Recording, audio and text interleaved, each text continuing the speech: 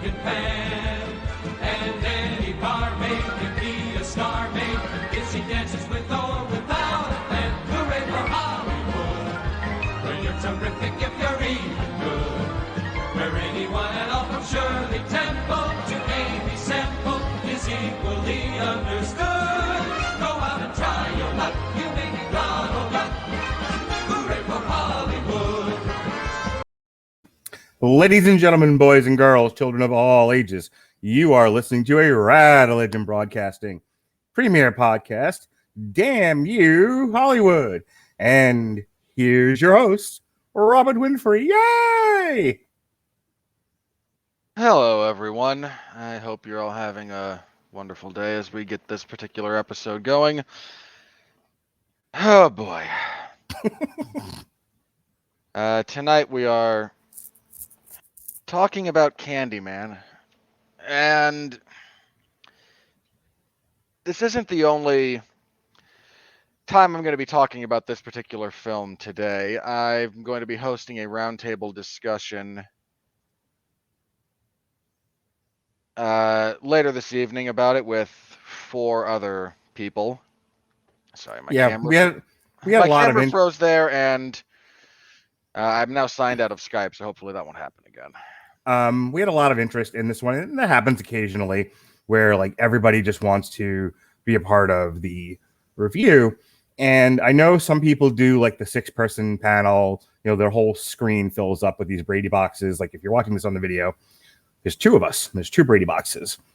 People like to have like 6 people on a panel. And what I have discovered, having been a guest on one of those and having 4 or 5 people on these, is that nobody gets to talk as much as they want and everyone gets frustrated.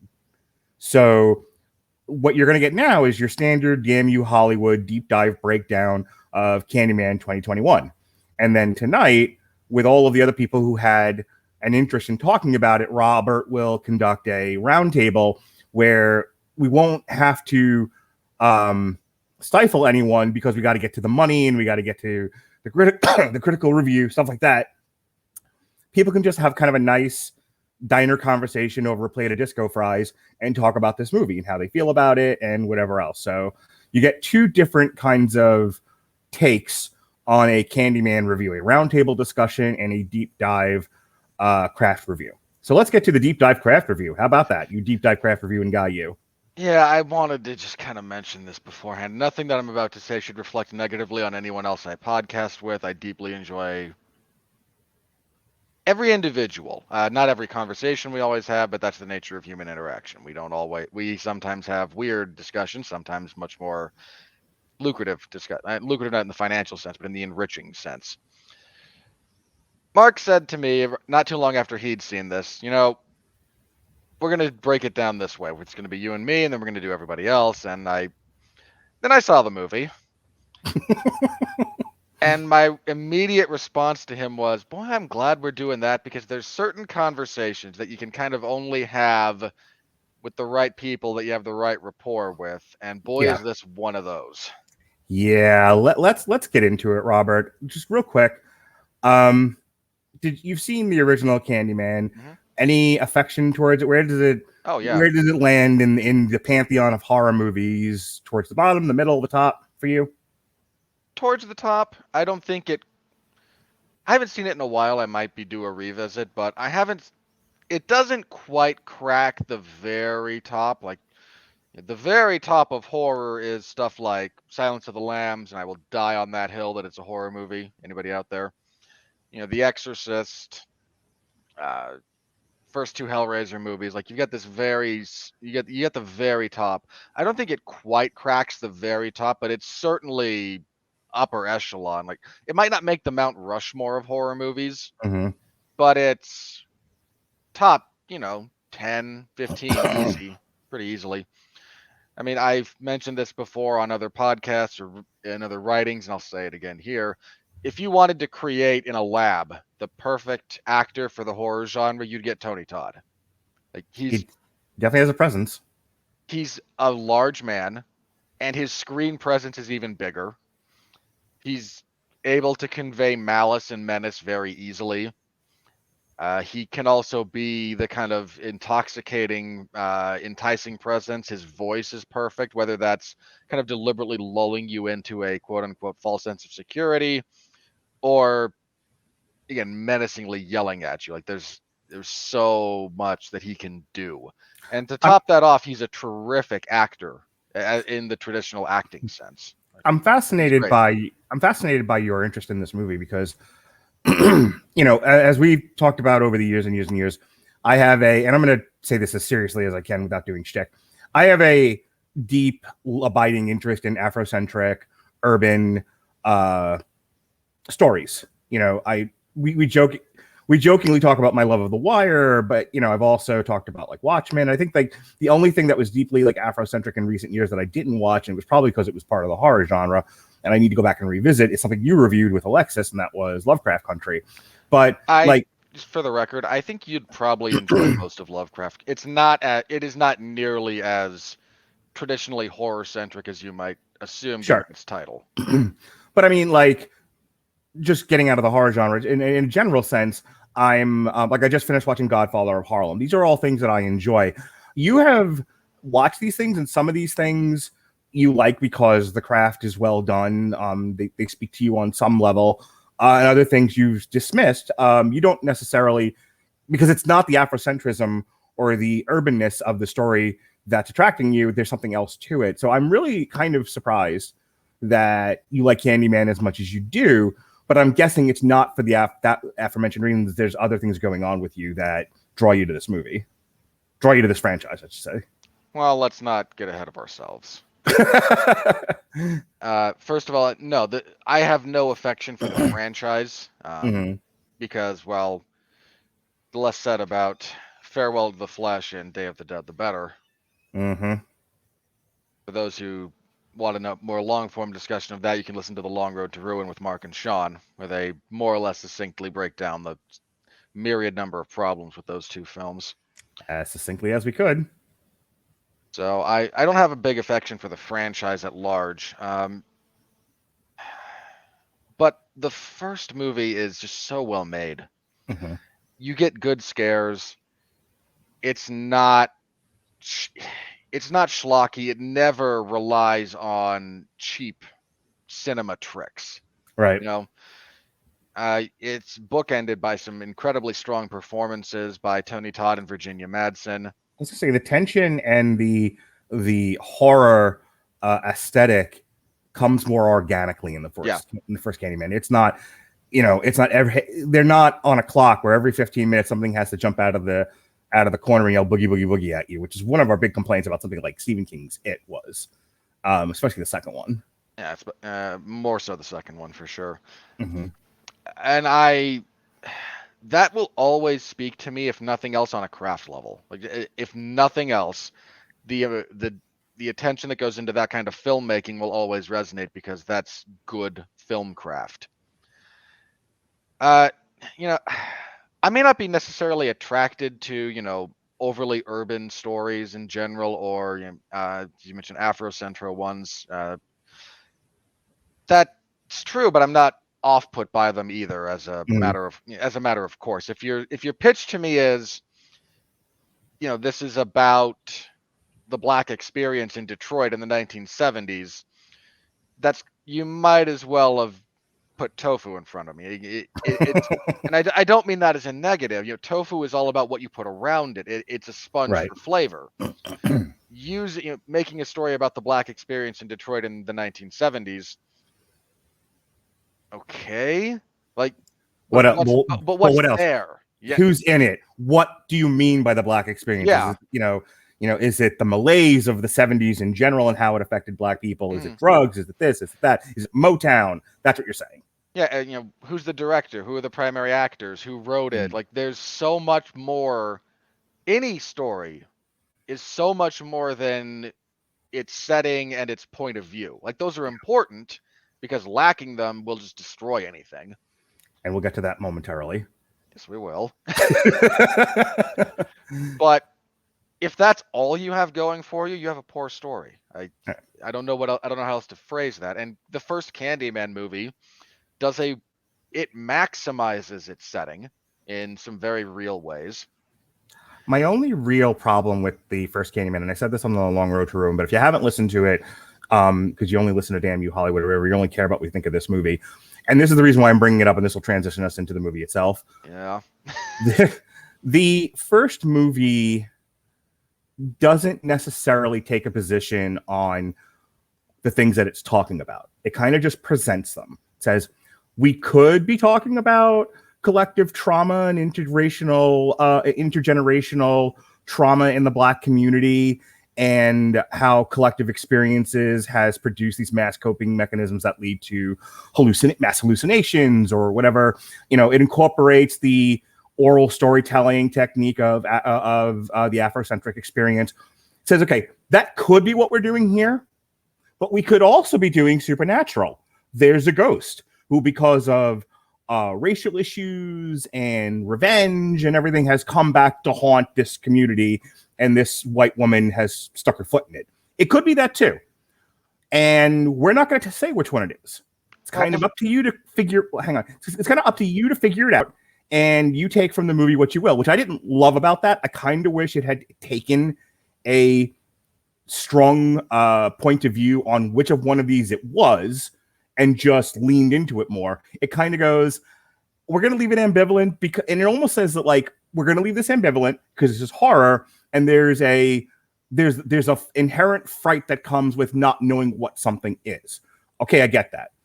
That is my problem with the new Candyman, is that it starts telling you one thing, and then it's starting to tell you another. It takes a position on nothing, and then in the end, the one strong thing it does take a position on had nothing to do with the rest of the movie. It was like, we don't have an end for this. Okay, well, what's popular right now? Everyone hates cops. Great, run with that.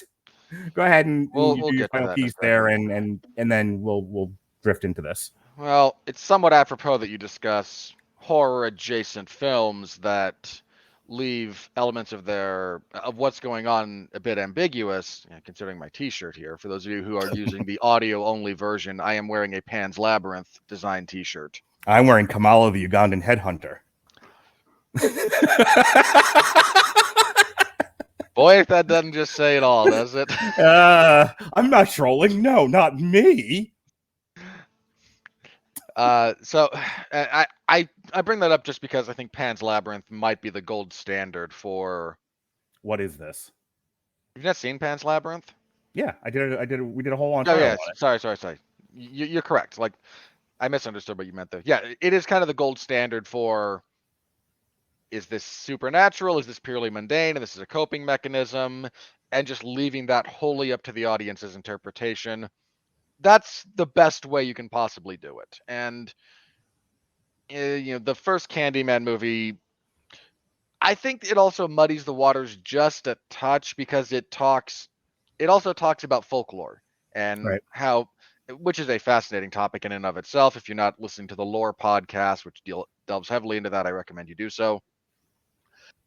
And because we tend to ascribe folklore as being a thing of the past and a thing of more rural settings. So talking about it in an urban setting, sort of irrespective of the racial element, just talking about how do folk legends develop in densely populated urban areas is a different take on it. I love to have discussions and hear lectures on the continued presence in modern times of ancient African oral traditions, the subject of storytelling, because it informs so much of popular African-American culture right now. A lot of the African oral tradition of older times found its way into, like, hip hop. Yeah. And, things like that. And I think those things are fascinating. Yeah. You kind of ditto for, like, Native Americans. They have a very, very deep tradition of oral storytelling. And the way that manifests itself in some of the other artistic projects that members of that community tend to engage in is certainly a very interesting topic as well. And all that is to say, how that relates to this movie in the sense that I don't want to get too much into my review, but I I think you're largely correct in that this movie doesn't take a strong position for a lot of its. It seems to believe that its position and righteousness is so self-evident it doesn't actually have to go too far into it. Right. With a handful of exceptions, at which point they must beat you about the head and shoulders with the point of view of the Yeah. creative team. It's such a whiplash moment from acts 1 and 2 to act 3 that you're almost in a completely different movie. When Jason Teasley, who will be on the round table tonight, said, "Oh, this movie was like an 8 out of 10," and he asked me what I thought of it, and I said I like 2/3 of it because the 2/3 that were consistent within its own universe, I thought were interesting. I have some quibbles here and there, but for the most part, I was with the movie, and then it just takes that turn, and you're like, "Look, I'm not against you doing a screed against institutional racism in law enforcement and the proportional, out of proportional, whichever way you want to go down, reaction of the Black community to said institutional racism.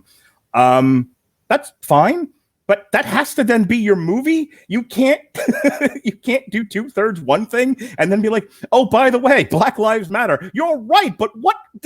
Wait, how did we get here? And and it is distinctly different from the first one because the first one, while ambivalent and something I didn't love about it towards the end, was at least consistent the whole way through. I thought the ending to the first Candyman was silly, and I talked about that fairly at length, but at least it wasn't a completely different movie. Do your last bit here, and then let's get to the plot synopsis.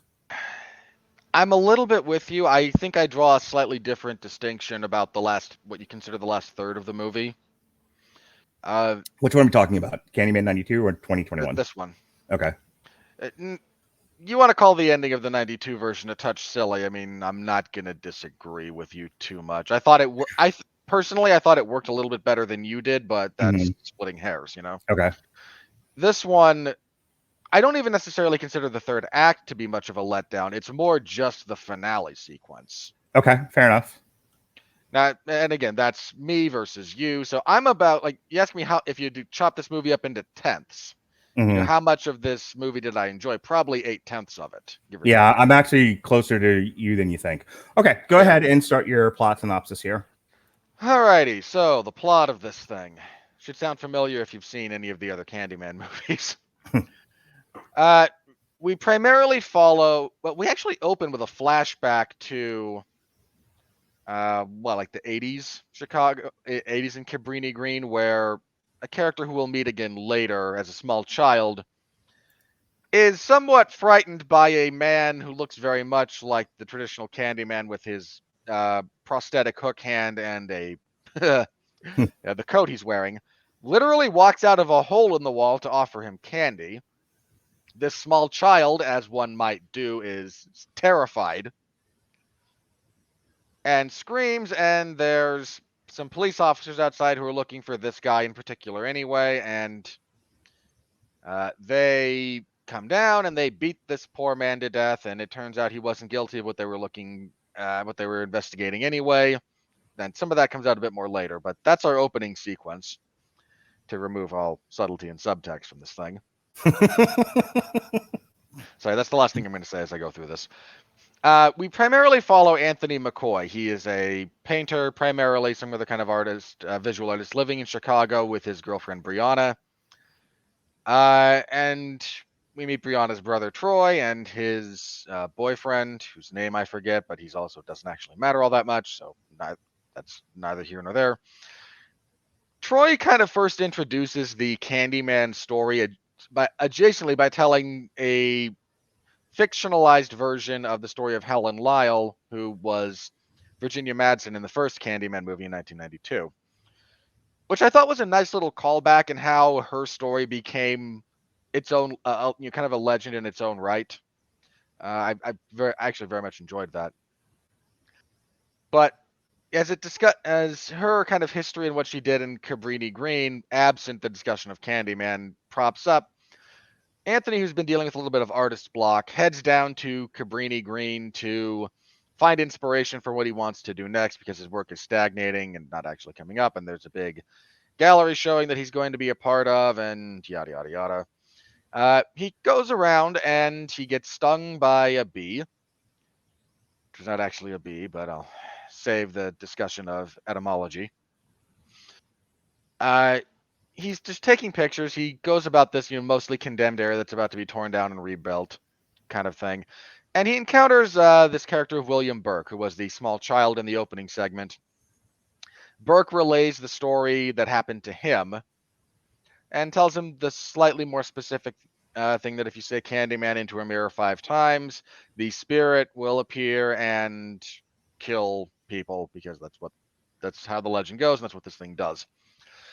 So Anthony develops a art piece, not just a painting, but another nice kind of callback to the original film. He has a medicine cabinet that's covered with mirrors, and then part of the display that you get when you enter these things is the artist's point of view, their perspective, their little introduction to their piece, and he includes the Candyman urban legend. You're supposed to open the cabinet, and he has a handful of his paintings displayed in there. He talks with a critic about this, and I bring this up specifically because he tells this art critic a little bit about his thought process. I was trying to create a singular moment that kind of unifies all the past and present trauma of the Black experience into a singular artistic moment. And I just thought it was a really bold choice by the writers and the director to just have a character state their own point of view here. We're not even talking foreshadowing. Like, this is just, hey, what are we going to do with this? Well, what if we, in needlessly complicated art talk per usual, try to distill the collective suffering of a community and a people down to a singular artistic moment in time, reaching back to its history and origin and stretching all the way up to the contemporary moment. And it's all focalized just right here. And yeah, just that was a bold choice, really. Kind of a bold choice there.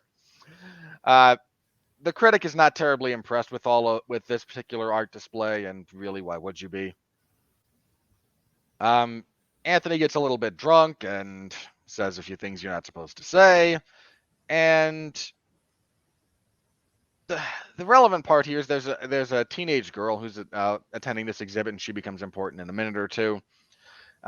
Anthony's bee sting has started to have some really gnarly effects on his hand as this movie continues, but Anthony continues to become a little bit obsessed with the Candyman legend and what he's trying to write this thing out.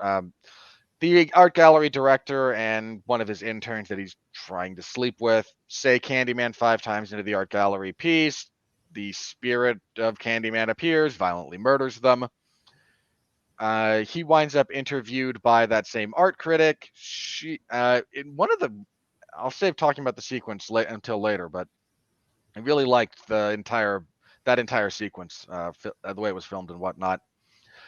She winds up murdered by the spirit. There's a bit more of this. Things dry out a bit. Anthony gets more and more unstable. Brianna leaves him, which is the sanest thing anyone does in this movie. She winds up talking with him later about Anthony goes back to Burke, and they talk a little bit more. Burke somewhat downplays the supernatural element of the Candyman myth. Initially, Anthony goes to the hospital because his arm is kind of falling off at this point. And while there, he discovers he was born in this hospital, not the hospital his mother told him he was born in. And this is somehow a giant revelation that causes him to go speak to her for the first time in quite some time, where we meet an actress from the original movie who tells him the truth that he was actually born here, partially raised in Cabrini Green. And don't you understand? You were that baby from the myth and from the story in the beginning that Helen Lyle saved from the bonfire after the Candyman spirit took you away. And googly. Yeah. This is where things take a little bit of a left turn. Brianna goes to the laundromat to try and talk with Burke because she remembers that Anthony had mentioned him. She does one of the other this is the smartest woman in horror history almost. She leaves the crazy guy once he starts going crazy. Then when she's looking through this laundromat for the proprietor, she opens the door to the basement, and we get this wonderful interior shot as the door opens. We get the long staircase, and she goes, closes the door. Nope. Like, congratulations. Seriously good decision making for the most part here. But Burke abducts her, takes her to the church in the that's kind of been condemned at Cabrini Green. Anthony is mostly transformed at this point, and I do want to praise the mix of physical and whatever computer-generated imagery they did on him. Did a great job. That is some really quality body horror stuff going on there. He cuts off Anthony's hand and reapplies the hook because he wants the myth of Candyman to be reborn. His bit of justification here is utter nonsense. I barely remember how he got. We'll talk about it. We'll talk about it. He just was like, we need to have Candyman, so he's Candyman. Candyman, go. Yeah, like that. That's kind of where we arrive here. So we get a bit of a chase sequence. Brianna's able to kill Burke, and as she and Anthony are kind of holed up waiting for the I meant to mention Burke called the cops because he needs an audience of witnesses, etc. So as they're in this little apartment that's been condemned and is covered in graffiti, she's hoping that Brianna is like, okay, the police arrive, and at this point I wanted to throw something at the screen because I knew it was going to happen. This whole finale reeks of Jordan Peele's writing, and not in a good way. The cops show up and they shoot Anthony.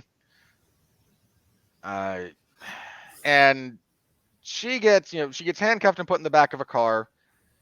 And one of the police officers, I believe one of the detectives, given how he's dressed, talks with her and goes, well, we can tell this story two different ways. Either the officer was justified in discharging his firearm at this clearly incapacitated man laying prone on the ground, or you were his accomplice. And she looks into the rearview mirror and summons Candyman, who, with righteous fury, slaughters the police officers. We get a really awkward transition to CGI to digitally de-aged Tony Todd's face, and I want to yell about that choice. You do not need to digitally de-age that man. One, he still looks quite good. Two, him being older and a little bit more grizzled doesn't detract from this moment, the story at all. He takes the appearance of Daniel Robitaille, who's the original Candyman, and tells her to tell everyone, because the Candyman is also something of... I completely skipped an entire sequence, and I'll get to it in a minute when we talk about the craft. But she tells her to tell everyone that, I don't know, the Candyman is some kind of avenging angel now. Yay! And God help us all. And over the credits, we get, if you saw one of the, I think one of the first trailers for this movie was the kind of shadow puppet theater. That trailer is essentially what plays over the end credits. If you haven't seen it, you can just watch it there. Movie ends, and I don't know, lobster. All right. So the good, the bad, and the ugly here. Please. When the movie was dealing with one of the things that the movie speaks to is gentrification. How, and I need to kind of spell this out, and this is why it's just Robert and I right now, because there's a lot to talk about here. There's a lot of social politicking that needs to be discussed. This movie is laden with it. And you can't talk about the craft without talking about that stuff. And if you have 800 people, you'll never get through this discussion. Having said that, we create conditions in this country where certain segments of the population cannot achieve the American dream for the most part. And then someone comes along and says, well, we should not leave these people with no devices, no ability to care for themselves. And so we create systems, and we create programs, and we create physical structures to help these people maintain. And some of them, in some cases, they do well, and in other cases, other parts of society fall apart, and those particular areas, of course, I'm talking about projects, fall apart with it and create a kind of a culture of its own. And then somebody comes along and says, hey, for decades, this place that was a nice idea in the beginning, but has turned into hell on earth for the people that live there and everyone around it. We need to get rid of it. We need to strike it from the planet, nuke it from orbit. It's the only way to be sure. And then we'll invite businesses to come in, and people with money will follow those businesses, and we will create a beautiful community out of this wreck. And what happens there is that the people living there still trying to make a go of it are pushed out because they can no longer afford to live there. Essentially, that is the stupid way to explain gentrification. Yeah, that's a pretty stupid way to explain gentrification. But that's what the movie is talking about. And the movie's position on gentrification is that it's not great. Which here's my problem with the gentrification argument. In the movie or in general? Both. Okay. Are we really going to pretend that the movie's position on this is all that different from the general position on gentrification? I don't know how many people are thinking about it on a regular basis. Sure, but you know what I mean, right? Like if you get people talking about gentrification, how many of them are going to adopt a position that is all that different from the one this movie espouses? Mm-hmm. Well, look, here, the movie's position is that we haven't actually dealt with the problem of poverty, and let's limit the discussion here so that we can get through this without going 9 hours into the 100-year history of Black people in America. Black people. I mean, look, I only bring that up because gentrification has affected communities other than the Black community. Right, but that's not what this movie is talking about. I know. And my other issue with my issue with the gentrification argument, and part of it, because part of this is expressed in the film. What's your realistic solution? Because if you don't gentrify it, then it just continues to ghettofy, right? I mean, look, that is a whole debate we could be having. I'm aware that's a very large discussion. Yeah, please don't drop that particular boulder in the pond we're dealing with. Well, and there's also, and this bothers me a little bit about the discussion, the critic in question. The art critic. Mm-hmm. One of her critiques is that, you people come into these recently to the areas that are about to be gentrified, and you're part of the reason it gentrifies. And he gets a little bit like, what do you mean, you people? And she gives the correct answer. It's the artists, right? Right. Artists look for, especially, the starving artist trope places to live. Yeah. Which are frequently these kind of, and then assuming any of them take off, or assuming any of them are able to influence the culture in the area so that it stops being quite so crime ridden, quite so violent, it raises the value of the area. Mm-hmm. And that's kind of how it's supposed to be. The better an area is, the more valuable it is. So without getting into a debate over this, the movie's sort of internal debate is, okay, we're not saying increasing property values and the general value of an area is necessarily a bad thing, but what do you do with the people who can no longer afford to live there? There are no positive solutions for the people who can no longer afford to live in the place you've just increased the value of. And this is sort of a revolving problem. And the movie looks at that. It talks about it. It doesn't say focus on it too much because it's got to get to the horror. So, but I like the fact that it at least brought it up. There's a discussion about it. Movies like this, unfortunately, when they're not necessarily about that social issue in particular, unfortunately, don't handle it in the most deft ways. And this one doesn't, because they don't have time to. They can just sort of say, thing exists. We're acknowledging thing. Here's two sides of thing issue. And then they go, okay, we got to move on with the story. And I accept that. I got to call it out though and say, hey, smarty pantses who worked on this movie, don't get too proud of yourself. You didn't handle it all that well. I think you handled it. You handled it as well as you could have, given the subject matter you're dealing with in the genre you chose to put it into. It almost feels like there were three primary writers on this. You had the director, Nia DaCosta, you had Jordan Peele, and who was the other guy? Win Rosenfeld? Okay. Rosenfeld, excuse me. Who else is he? Point. It almost feels like each of those three had a specific thing they wanted to talk about. Yeah, and they didn't. They had And some it difficulty never- coalescing those things. Yeah, like somebody wanted, one of the three of them wanted to talk about gentrification, and so there's a bit about it. One of them wanted to talk about police brutality, Right. so there's a bit of that. And then somebody actually wanted to make a horror movie. So Yeah. and it never. I think some of the stuff they're trying to talk about It feels like an anthology series encapsulated into one Little 90-minute into one like 90-minute to 2-hour movie. How long is this actually? 90 minutes. It was 90 minutes. 90, Okay. So yeah, 91. it almost felt like an anthology TV show that was done in like 3 episodes. Like it's the movie suffers, I think, from a smooth narrative flow. Yeah. Not that it doesn't have a distinctive point A to point B, but it's almost like 3 separate episodes. And like I said, yeah, one is this sort of social story about what happens to communities that are gentrified that were formerly poor projects.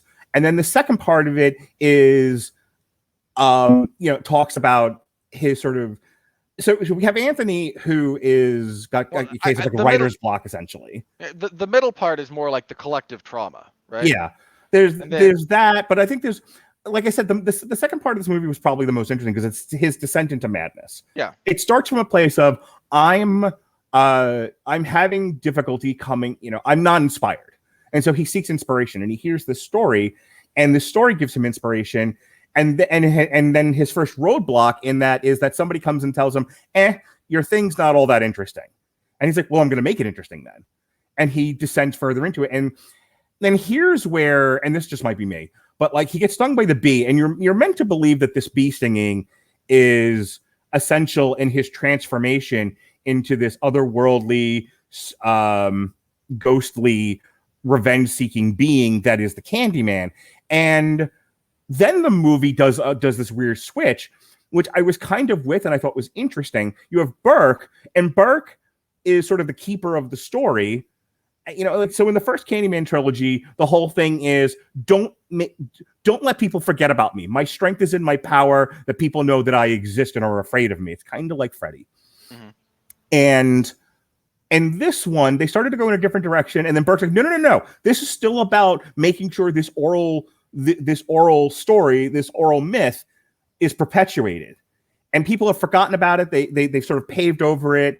They've thrown this also kind of goes into the gentrification thing. They've thrown this pretty sheen of paint over this thing, and the Candyman is dead and forgotten. And he's like, we can never forget this. This represents so many different things to the Black experience. I must make sure it perpetuates. And so he sees Anthony, who's kind of dipping his toe into it. They're like, you make the perfect patsy to project this on and to keep this going. And so it's an interesting thing that the movie does. And and here's the thing, I could kind of see in the writing process them going, one side is Burke having to perpetuate the myth and making Anthony into the Candyman. The other side is it's entirely the coming back of this vengeful spirit, and it's entirely supernatural. Which one is it? And then the audience will struggle with that, and that will be part of the intrinsic fear going on. I don't know what this is. I'm afraid. Okay, I'm kind of with you there. And so the whole middle piece of this is Anthony's descent into madness, and is he becoming a ghost, or is he being made into something else through physical forces? Which brings me to the bee sting, and I wanted to get your opinion on this.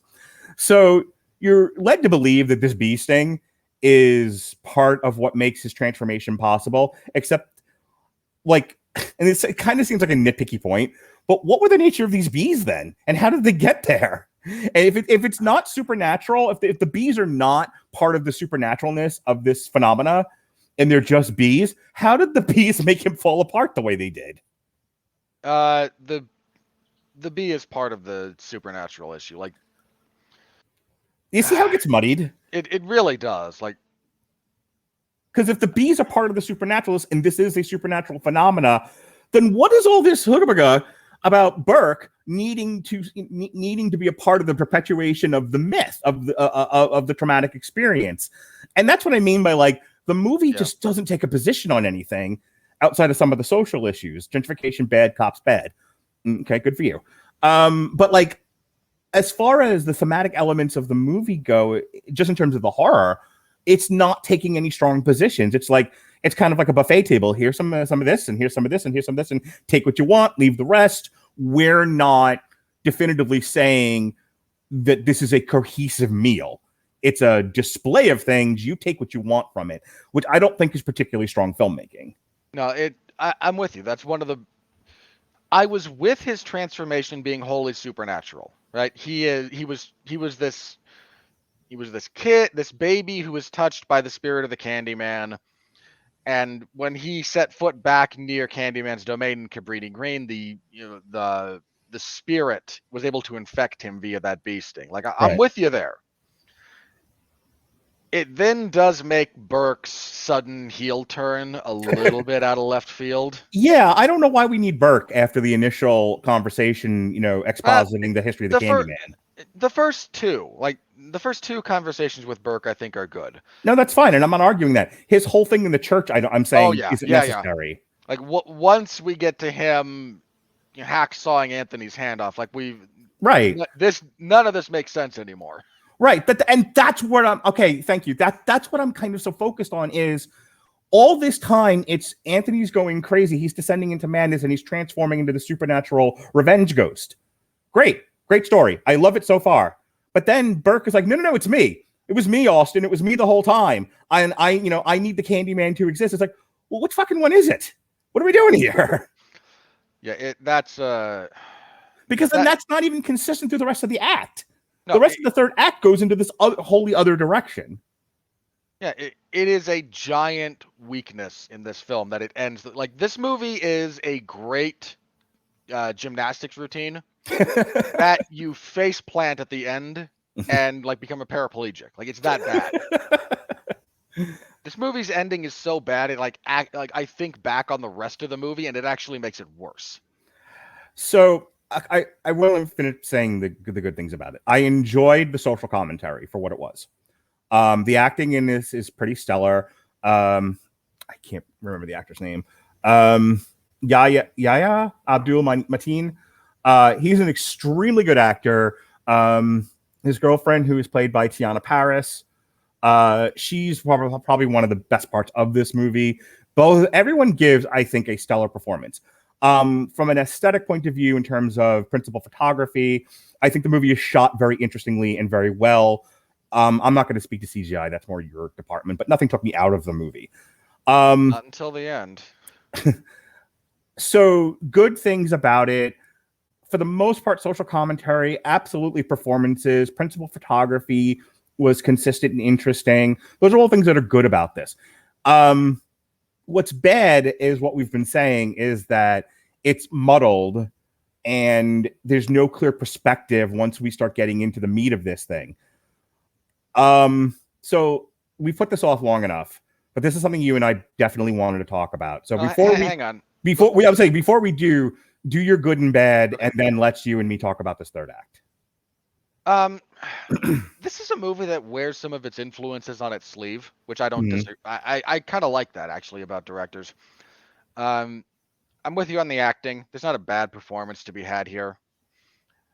I mentioned this before. The sequence where Anthony goes to be interviewed by the art critic because she's writing a larger story after the gallery owner and his intern are murdered. That sequence from him arriving at her apartment building until he leaves and she's killed. I got pretty serious Kubrick vibes. The way it's shot, the colors that are used, the shapes that are used, very very Kubrick, and meant as a compliment. Yeah, that felt like it was influenced by The Shining. Sure. There's other sequences, some in the gallery, in both the gallery sequences, both the one that Brianna is one of the owners of, and then she goes to visit a museum. I got very Dario Argento vibes from some of that, which not a name you might be familiar with, but again, just another one of those things that kind of hit me. The writing of this felt. This might seem odd considering what I'm about to say, but there's a very Lovecraftian influence in the second half, in the middle act. The sensitive artistic type descending into madness, and we get a bit of like the atavism that's going on here. You were destined for this, and it has been a curse on our family for generations. That's another thing that Lovecraft explores in some of his work, and it all never quite fully harmonizes, but a lot of the individual sequences are really, really good. There are some great kills. There's some. That's actually one of my issues with this movie is I didn't think it was particularly scary, and I scare easily. So that's coming from me. Well, I think there are graphic images, and I think there's definitely some great use of tension, especially the bathroom scene with the girls. Yeah, but I want to talk about that specifically. But I don't. I was not. Let's put it this way. There are some horror movies that I've watched recently for the purposes of this show where I've had to look away from the screen because I could not handle the tension building up and then the potentially gross thing that was about to be unveiled. I may have looked away from the screen once or twice during this, but I wasn't necessarily like frightened throughout this. And I actually think that works against the movie, considering it's a horror movie. I'm with you there. There are any of the sequences of violence in this movie. Mm-hmm. They're not so much scary as they are interesting. Okay. Like you are, and part of that is the filmmaking trick of having to look off center. Mm. There's a lot of stuff in this movie that happens, in the back, in reflective surfaces in the background. Right. And that's where, which is a fine. I say trick. It's not in a pejorative sense. That's a fine thing to do in a horror movie. You make people look off center. It makes things. If someone doesn't see it specifically, they kind of see it peripherally, and it just kind of adds to the sort of eerie sensation. And if you are looking for it, then you can be rewarded for looking for it. Horror should absolutely play with perspective.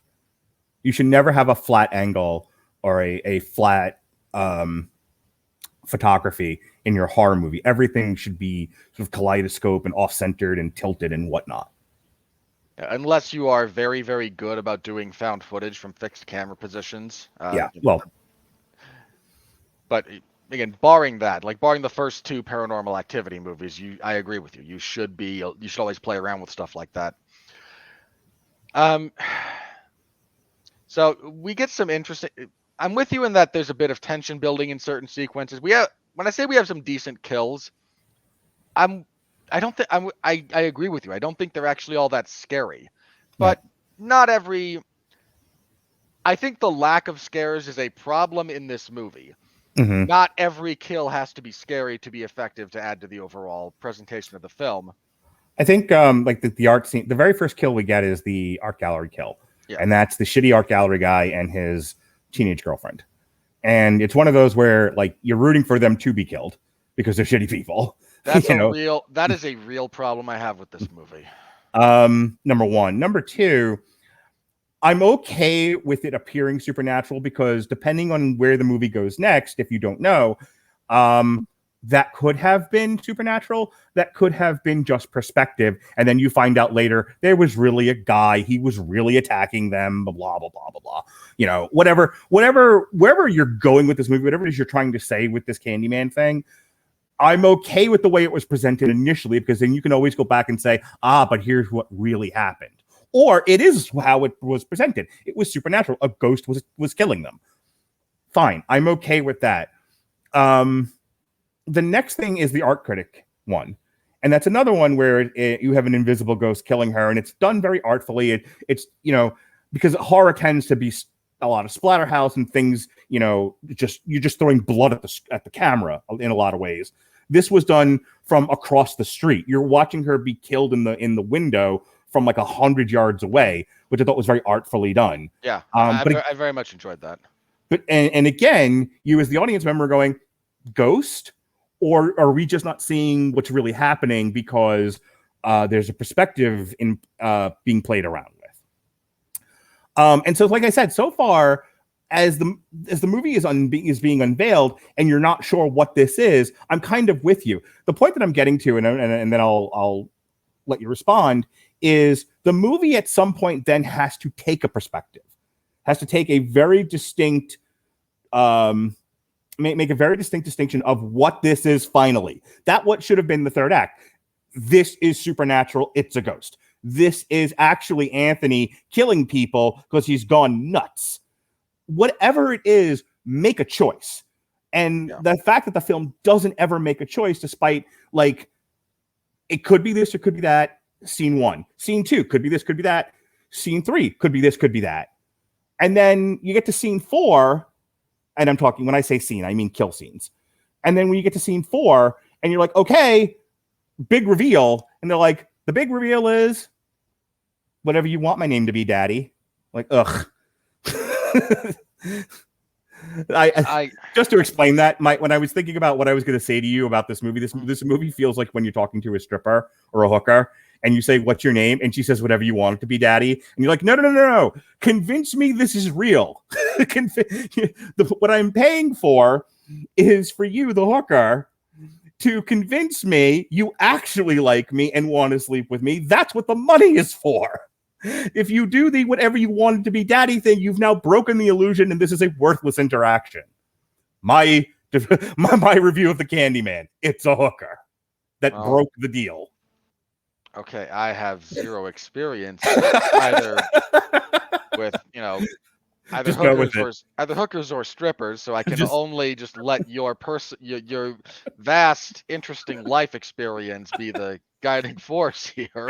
Just go with it. But do you see what I'm saying? I do. Okay. Here's one of my problems with this thing, and we want to talk about the ending separately. So here's this is another issue I have with it, and I want to discuss it separately because I think it is separate to the ending. Sure. It touches on something there, but it's largely separate. Our sequence where teenage girls are violently murdered in a high school bathroom. Yep. Here's my problem with this.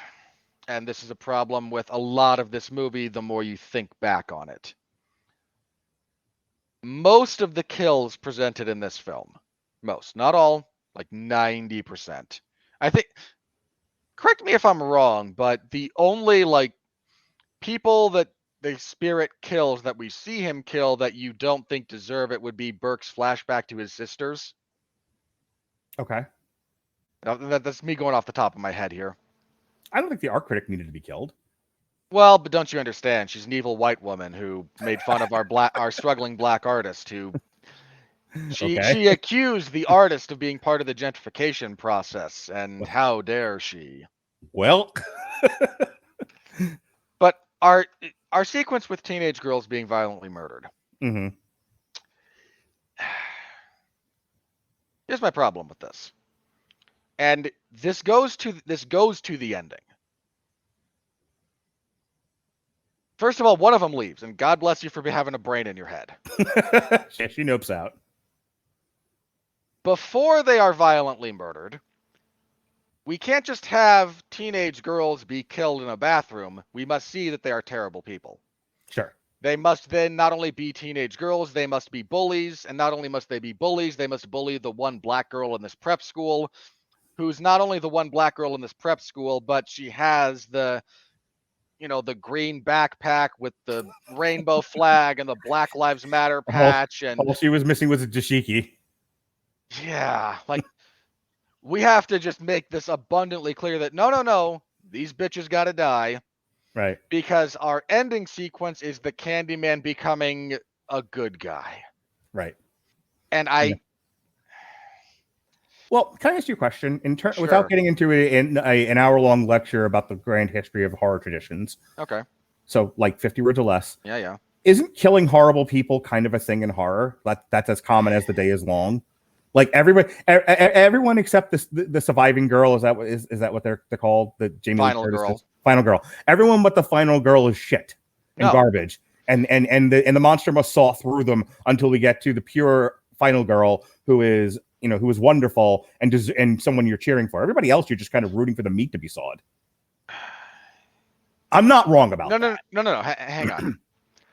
Because you brought up two different points that stretch across a lot of the horror genre, the history of horror. Okay. What you're talking a little bit about in the initial one is when we talk about the final girl. Mm-hmm. if we're talking about her in the slasher context, she's meant to be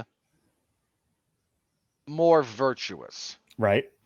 Which is not always to say you're the best person in the world, but I was being very facetious. No. I get you. Not everyone else that dies along the way is a bag of dicks. Okay. You've seen the original Nightmare on Elm Street, right? I have. I've seen almost all of them. There's nothing wrong with Johnny Depp's character in that movie. Okay. Like he's not a. There are. I don't think there's too much wrong with any of the characters that Freddy kills in that movie. I was gonna say, but like, isn't the whole thing that Scream talks about is the sort of the common framework in which people who are overtly sexual, they're dying. Yeah. Horror speaks to a lot of like almost Christian themes in the sense of like you know depending on what era of horror we're talking about. Yes, you are sinful. You want to sleep with your teenage girlfriend, and which is a sin, and therefore the monster kills you. So Johnny Depp may not have been a bag of dicks in Nightmare on Elm Street, but he definitely wanted to sleep with Nancy, and he definitely got killed for it. Well, Nancy wanted to sleep with him too. It's more like sure. This is another thing about. There's another thing about the horror genre when it comes to the themes that it touches on. We got to link this back to Candyman. Just I will. Keeping that in mind. Okay. The question. So the ultimate question becomes, if we want to talk about the early history of the slasher genre in particular, is the act or is the intention more of a sin, right? Okay. And that's most early slashers in particular take the position that it's the act, not the desire, which, again, I'm not going to get into Christian theology about this. Please don't. That's a whole other thing. It's there. People can research it on their own. The slightly more modern slashers movies take a bit more of the position that, well, some of them do at least, that, what's the, what is the intention behind what you're doing? Are you wallowing in sin and just happy to be... and then, because this is the way our culture has gone for some godforsaken reason, we got to the point where nobody wanted to see anyone punished for doing something that they have even loosely, like, oh, you got high, and normally this would be where the slasher monster kills you, but everybody gets high and everyone likes to. Nobody wants to see people killed for normalized behavior, good, bad, or indifferent. Correct. So, well, we need the monster to chew through a bunch of bodies. This is a slasher movie. Well, we've got to have them chew through people, and we don't want them, for some reason, I don't understand. We don't want them to kill a lot of good people. You should. They're not supposed to be heroes. Let me say that again. For everyone in the back. Now I know where you're going with this. Okay, this is brilliant. You're wonderful. Mwah, go. Your slasher villain should not be a hero. They started making everyone most of the recent ones. They have to make them to horrible, terrible human beings. Right. So that when the slasher inevitably either does a face turn in a sequel, or if this character gets popular, we don't want people to feel bad for having posters of them. Right. They have to mow down the worst of the worst.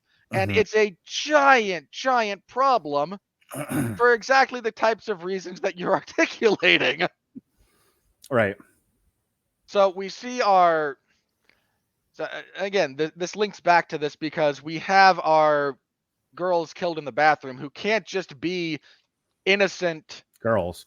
They can't just. Yeah. They can't even just be just girls. Yeah, they have makeup and Barbie and not Barbie, but makeup and boys and cell phones and TikTok. It has to be we're shitty people. Yes, and and this is a thing that now has to happen with. Okay, let me. This also goes to this. So let me, because I think this is maybe the only example I've seen of this.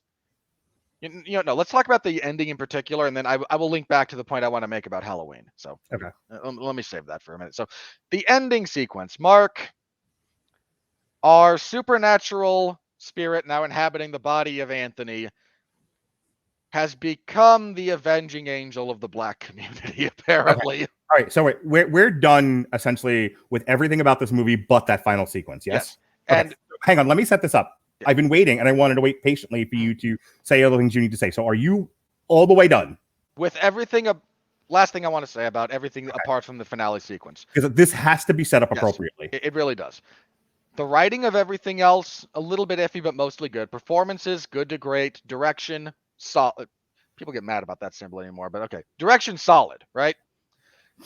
I really enjoy Nia DaCosta's, I enjoy Nia DaCosta's directorial style as shown in this one.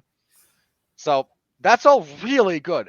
Pretty much everything we've talked about up to this point is positive. Not glowing praise, but positive as a general rule. And then we get to this. I would say some of the negative things that we're talking about with this movie just happens to be a common problem with modern horror. As you were saying, this desperate need to create franchisable IP out of the thing you're supposed to be rooting against.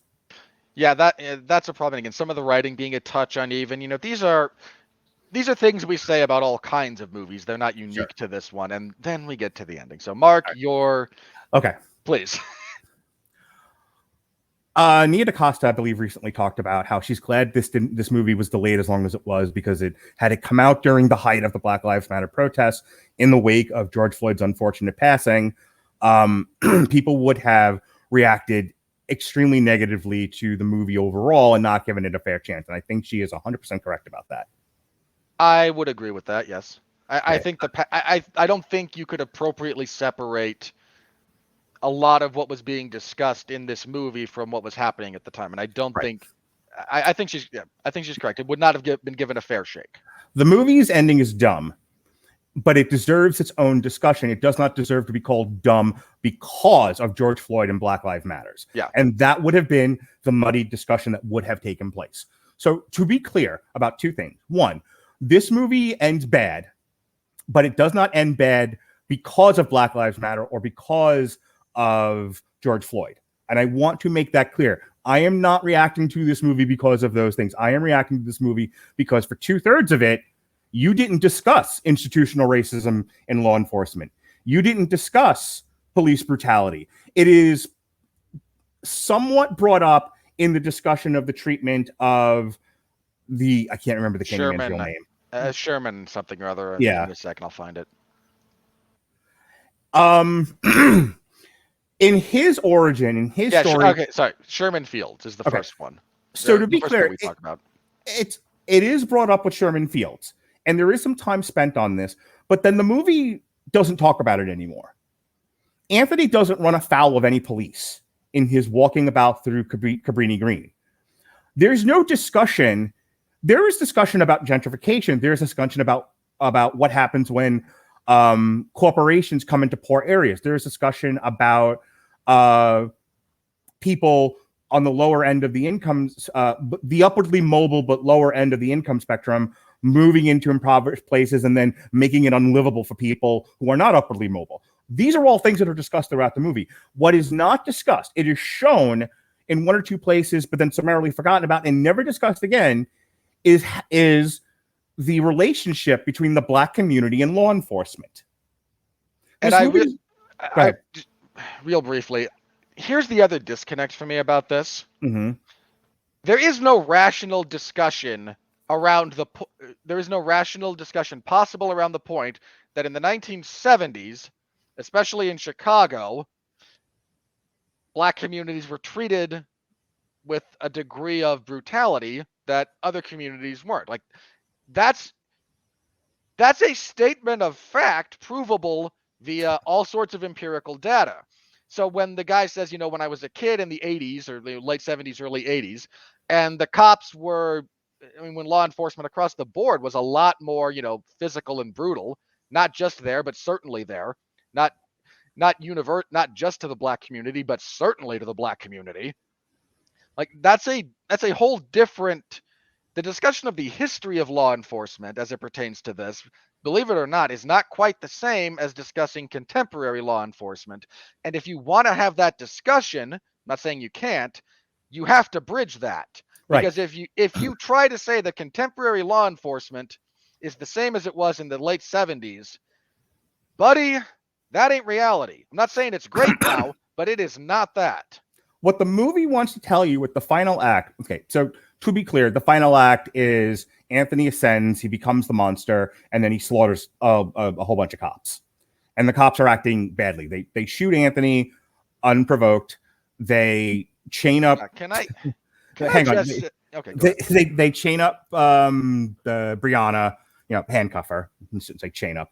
They handcuff Brianna, and she, and the implication being she is going to be forced to lie to, so that they can justify the shooting, that kind of a thing. All bad things, right? So cops behaving badly, and so then Anthony comes out and kills them all. And what the movie wants to tell you is cops are bad.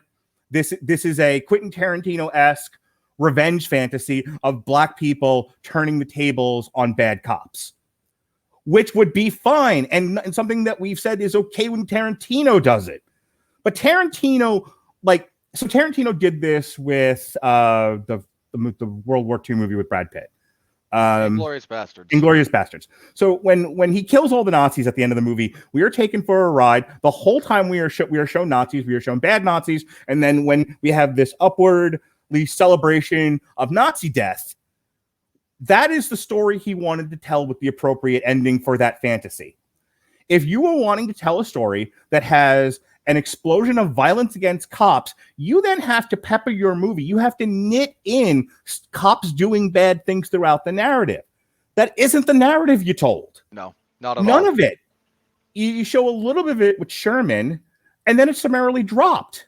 I mean, and then here's the thing: the whole they were trying to pay homage to the spirit of the Candyman movies, which is this, which is the story of white people killing a black person because he fell in love with a white woman.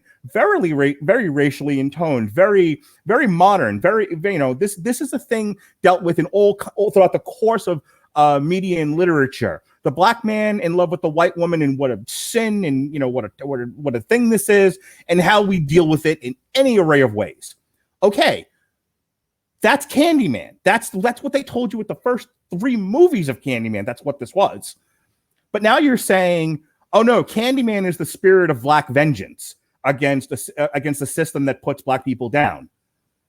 You said none of that throughout this movie. What you talked about was what you talked about was impoverished communities and gentrification and what happens. What you talked about was, to a degree, collective trauma of black people trying to make it in a country with institutionalized racism. You didn't really talk about the relationship between the cops and the black community. So when you have this explosion of violence, it is such a whiplash inducing moment to where, I don't understand why I'm supposed to root for this guy killing cops. You've only just done that. It's encapsulated in that one scene, and that's not enough to justify the amount of violence that was portrayed on screen. It was almost as if to say, we don't have an ending here. Well, okay, people are all really mad at cops right now. There's a whole defund the police thing happening. There's the George Floyd thing. What if we killed a whole bunch of them? That'll make the audience happy. Go with that. And it's hey, wait a minute. You can't just do that. You can't tell me, the story that goes A to Y, and then the next thing that should follow is Z, but it's Lambda instead. You're no. You just did something entirely different there. I know you think they're the same thing, but it's not. Probably should have said Zeta. Zeta would have made more sense. But you see what I'm saying? The whole thing felt like an entirely different movie, and almost nothing that happens preceding that end sequence linked up with it or mattered. You've just gone in this entirely different direction. And I'm not saying don't tell stories where ghosts kill cops. Tell all the stories you want. But the whole thing then needs to be the ghost story about, an avenging ghost killing, misbehaving cops, not the last 10 minutes of your movie. Yeah, I don't disagree with any of that. I think I think you're largely correct. Here's the other thing that I have to throw out here about this. If we're talking just about the cop in the end sequence who shoots Anthony, mm-hmm. I have forced myself to do this a little bit, because if you don't, you wind up with this wildly skewed worldview. If you're that cop who breaks into, you hear someone screaming, right? Mhm. You've been told, the only information you've been given is there's a black man with a meat hook killing people. And you open this door and there's this woman covered in blood, a dead body in the room, and a guy on the floor with a hook. What makes the most sense here? And I absolutely mean this. Like, what realistically, like, this is not even. Look, cops are called on scenes that they should not be called to all the time. It is a giant flaw in elements of the system, right? It's one of the very few things in the defund the police movement I actually agree with, that we need other people you can call in certain circumstances, because cops are not trained to deal with a mental health crisis, right? There are now mental health people being embedded with police officers to respond to those kinds of situations. Which, good thing, right? Like, cops should not have to deal with that crap. It's not part of their training. They can't do everything. And when they get there and they act badly, they should be held accountable 100%. I'm not one of these horrible apologists. But if you say there's a maniac with a meat hook wandering around this part of this section of the city killing people, you're not going to call Mark. You're going to call the cops. And even if you did, sir, I see that you have a meat hook. I see dead bodies. I see blood everywhere. How are you feeling? At which point you are now running for your life. Like, how does having a meat hook and blood everywhere make you feel, sir? Like, come on, let's be somewhat realistic. Yeah, and so this is a circumstance where the police were called. The police would have responded to this, and you walk into a room with no other. Like, we as the audience are given perfect information about Anthony. The fact that he just had his hand cut off and he's a little bit transforming. We got a supernatural element going on, and he doesn't want to be here. He needs help. Like, we know this because that's what we've seen. If you flip this to, we follow the cops who are told maniac with a meat hook, and all we see is that guy break into the door and woman on the ground, dead body, blood everywhere, man with meat hook. Like, what's the reasonable thing to do here if you don't have perfect information? And in defense of that, the way that it's shot is the audience's perspective is you're looking at Brianna. Yeah. And she's holding Anthony. And we don't see Anthony move, to my recollection. Correct me if I'm wrong here. No. But I think he's lying prone in her hands. He is. And then he's riddled with bullets. Okay. I understand people are mad. I understand the perception of, and in some cases, I'm sure it actually has happened, of a prone person not attacking the police being riddled with bullets anyway. I'm not getting into how much it happens, when it happens, or any of that. I'm sure in the grand statistic of times where overt force was unnecessarily used, I'm sure it's happened. If the problem, again, is there was no reason for the cop to shoot Anthony, but the film says, but this is what cops do, and so he does, except that it happens at no other time during the course of this movie. Yeah. That's my problem with it.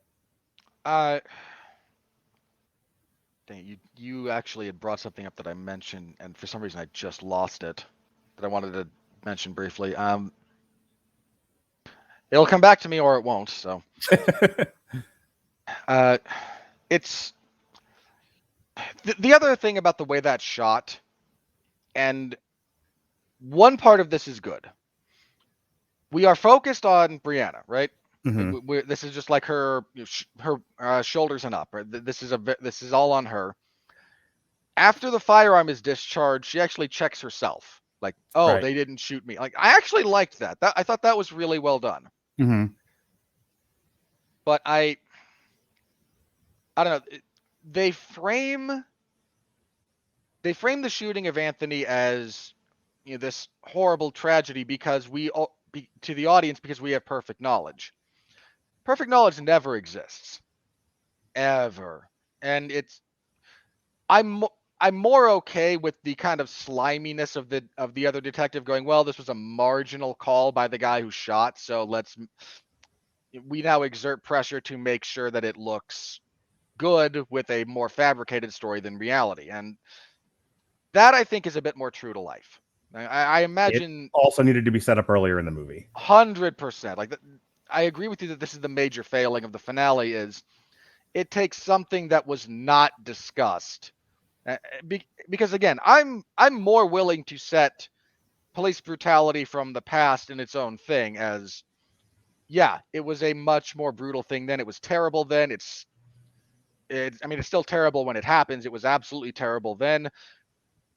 But if you try to make a 40-year gap in the development of, if you try to say that nothing has changed in 40 years, first of all, you're just inaccurate. Like that is empirically incorrect.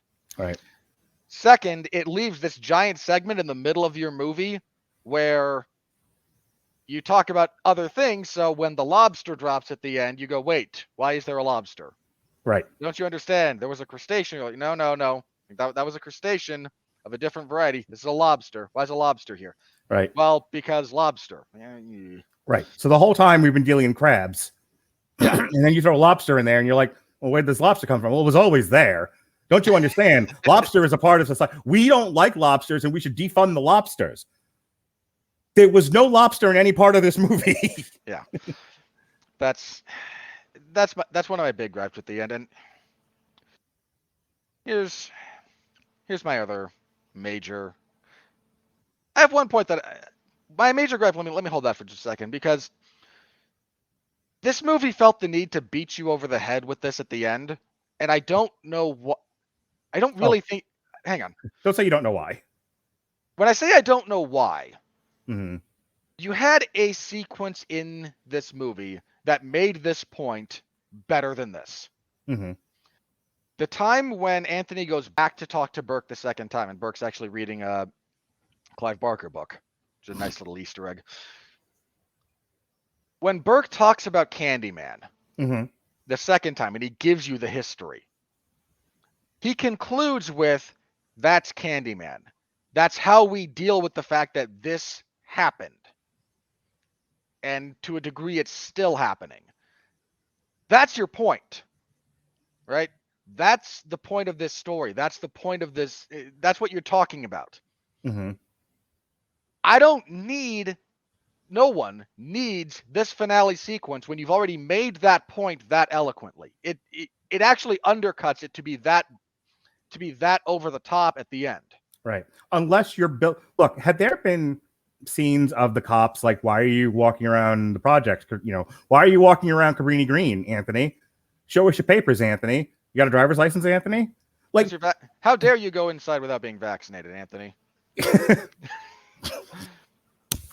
Or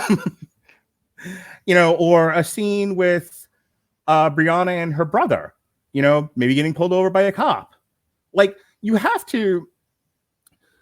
This is the point that I was saying before, and I don't want to continue to repeat myself. But the finale assumes facts, not in evidence.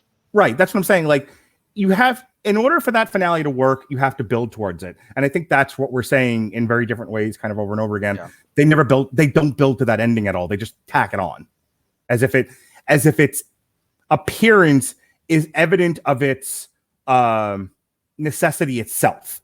It's like it belongs in the movie because it happened. And I'm like, nope, yeah. I'm not going to let you get away with that. Not on this podcast. Not when I'm talking about it. You don't get away with self-evidence for self-evidence sake. Not when I'm interpreting your film. And here's my last thing about this. Because this gets my goat on occasion. I said this already, so I'm going to reiterate it. Your slasher villain should not be a hero. Mm-hmm. Your slasher villain should not be an anti-hero. Your slasher villain should be something that you want to see defeated and destroyed because it is violently murdering people. Right. Even the godforsaken Nightmare on Elm Street remake with Haley Joel Osment. No. No. Other three-name actor. Please continue. Why am I forgetting his name? I'll look it up. Just go. Okay, thank you. Because he was actually a really good Freddy. Even that movie, with all of its problems, all of its pitfalls, managed to avoid the Grand Canyon-sized pothole that is making your slasher villain sympathetic. Jackie Earle Haley. Jackie Earle Haley. Yes. Sorry. Now, there was a sequence in the trailer, and it's in that movie, that Nightmare on Elm Street remake, where Jackie Earle Haley is playing Freddy Krueger, and he is running from the vengeful mob of parents of the children that he has allegedly abused, and he's screaming over his shoulder, "I didn't do it." Now, Sean Comer mentioned to me that this kind of got his, danger antenna up just a little bit. Like, there shouldn't be ambiguity here. Freddy Krueger should be a bad guy. Like, what's going on here? I was willing to give the movie a little bit of the benefit of the doubt, only because whether he is guilty or not guilty of molesting children, if he's running away from a vengeful mob, he's not going to gleefully admit to it while doing so. Like that, he's all like one way or the other. You're saying it wasn't me; it was the one-armed man, right? All right. It was me, Kappa. Put the cuffs on. Yeah, like that doesn't.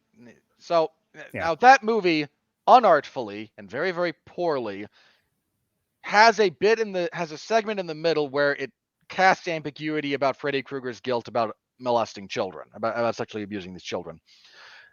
My takeaway from that was this was a poor bit of writing that was trying to display the survivors, the teenagers who are being killed, being in denial about what happened to them. Now, again, this is badly, badly done, because if you tell a teenager who has repressed memories of sexual trauma, by the way, when you were, 5, Uncle Freddy took you behind the shed and he did unspeakable things to you, the default response is going to be no. It's denial. That's there's a reason that's the first stage of, grieving. Sure. That movie just handles that very, very badly. And consequently, at the end, when it's revealed, no, he actually did all that stuff that he was accused of, it falls flat. Like that doesn't work for a variety of reasons. I had a similar moment to Sean's when I watched the trailer for this, because they showed the Shadow Puppet trailer. Like that was one of the first things they revealed. And again, that's what plays over the end credits. And I kind of went, this is not something we should root for. Not a good guy. Don't do this. Don't do this. Whatever you do, don't do this. And for a very specific reason. Daniel Robitaille in the original was a victim of a horrible, horrible crime. Right? There's no justification for what happened to him. None whatsoever. That at no point makes you root for him when he appears and murders people or steals children and is like, he's never the good guy. Right. You can explain your villain. You can make your villain a victim. Most villains are, in point of fact. If you look throughout the long, sad history of human tragedy, most people who do things like this have trauma in their past. Not all, but most. It's the cycle. It's, the very stupid hashtag version of this is hurt people hurt people. The slightly more artful way of saying it, I forget who said this, but it's been my experience that it is the tortured who grow up to become the torturers. Okay. That never makes them sympathetic. That never makes them the person you root for. And it has to be that way for a very specific reason, because otherwise, a bad thing happening to you doesn't justify you doing bad things. Adolf Hitler was I'm sneering because boy, is that a problem we're wrestling with in this country culturally now. I know. It's the worst thing ever. It really is. I mean, not to do the Godwin's Law thing, but this is not a joke. If you look at who Adolf Hitler was before his service in World War I and after, he is two radically different people. Mm-hmm. The trauma of war combined. He was gassed at one point. He survived a gas attack in World War I, and a lot of people had long-term brain injuries related to gas attacks, and it changed him. Does that somehow make him the hero of World War II? Yeah. Is he now forgiven for his transgressions? No. Not, I mean, not by man. I don't know what I God. mean, I don't know what God says about that, and I I mean, leave that to God. But here, a more modern one, and so for everyone playing the Radulich and Broadcasting drinking game or bingo, Chris Benoit. Chris Benoit, I think, has been distinctly proven to have been suffering from brain damage when he committed the murders of his wife and children. Is he then forgiven for having committed murder? No. He was, we should understand what was happening to him and try to prevent it in the future from happening to other people in similar circumstances. But that does not absolve Chris Benoit for committing first-degree murder. No, it doesn't. And we can go down there's a laundry list of people Sure. that this is, but it does make the point. And I think there's a societal turn in this, and I can't pinpoint exactly when it happened, but I think if we examine contemporary society, The rise of entitlement culture. Not just entitlement culture. I mean, this is a little bit that, but I don't know exactly when this happened, but victimhood started conferring status. Oh boy, you're talking about like a 20 to 40 year evolution. I'm aware coming out of like sociological society. Yeah. And again, no. I don't, and I'm not trying to have that whole discussion, right? Right. Like that's a whole discussion. Yeah. I'm saying that's where we are. Mm-hmm. And for some reason, consequently, this has now seeped into our media and our stories where anything bad happening to a character, especially a villain, somehow now makes them good guy in a reimagining. And I mean, another way of saying it, there's a common thread throughout media culture that is nobody is a villain, and we should seek to understand everybody. Everybody has a story, and it's something about your old podcast. Everybody loves a bad guy that I think is now sorely missing from something that you hit upon during that series. That is now sorely missing from the national conversation, specifically presentation of stories through media, is that lack of understanding that there are some people who are bad, and we can understand why they're bad, but they're bad and they should be treated as such. And we've migrated into this idea of everyone should be absolved of their sins. Unless you're the person who committed a crime against our hero, right? Yeah. Well, so by way of example, Maleficent. This should be a fairly easy one to understand. The king is presented as the villain, mm-hmm. and his actions are supposed to somehow justify, having gone through what she did, Maleficent's cavalcade of evil is now justified. Well, how far back do we want to abstract this? What happened to the king that made him decide this was a good idea? Yeah. What happened to the person who hurt him that made him this is an unsustainable methodology of viewing the world. It utterly eschews personal responsibility. Right. And which I think is a big thing people are after in terms of we tell stories to move culture in a certain direction. That is somewhat their purpose. Yeah.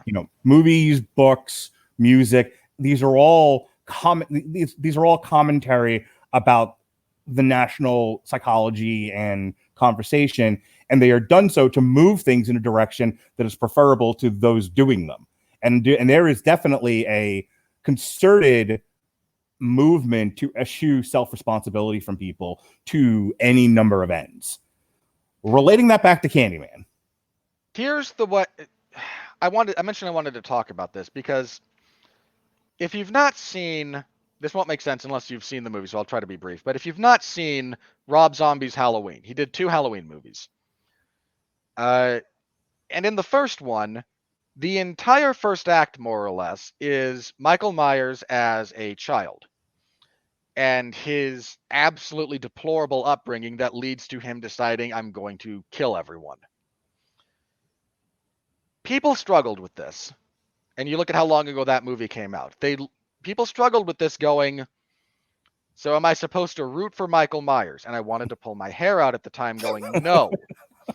What Rob Zombie is doing here is because the original Halloween, John Carpenter's, opens with the child Michael Myers stabbing his sister to death for no reason. Because he is... Well, I think it's implied he's stabbing her because of sin. When I say no reason, I mean it specifically within the context of the movie, not in the context of the writing. Okay. The child kills his sister. We are never given a reason. Like, we can infer reason as the audience, but within the movie, no reason is given. Okay. And this goes on to be, the kid is damaged and in ways we can't understand, especially because, the time period that was made, and he is just like the avatar of evil. And okay, fair enough. That's a fine enough story. When Rob Zombie did it, he took a bit more, so what would have to happen in your life to make you turn out like this, right?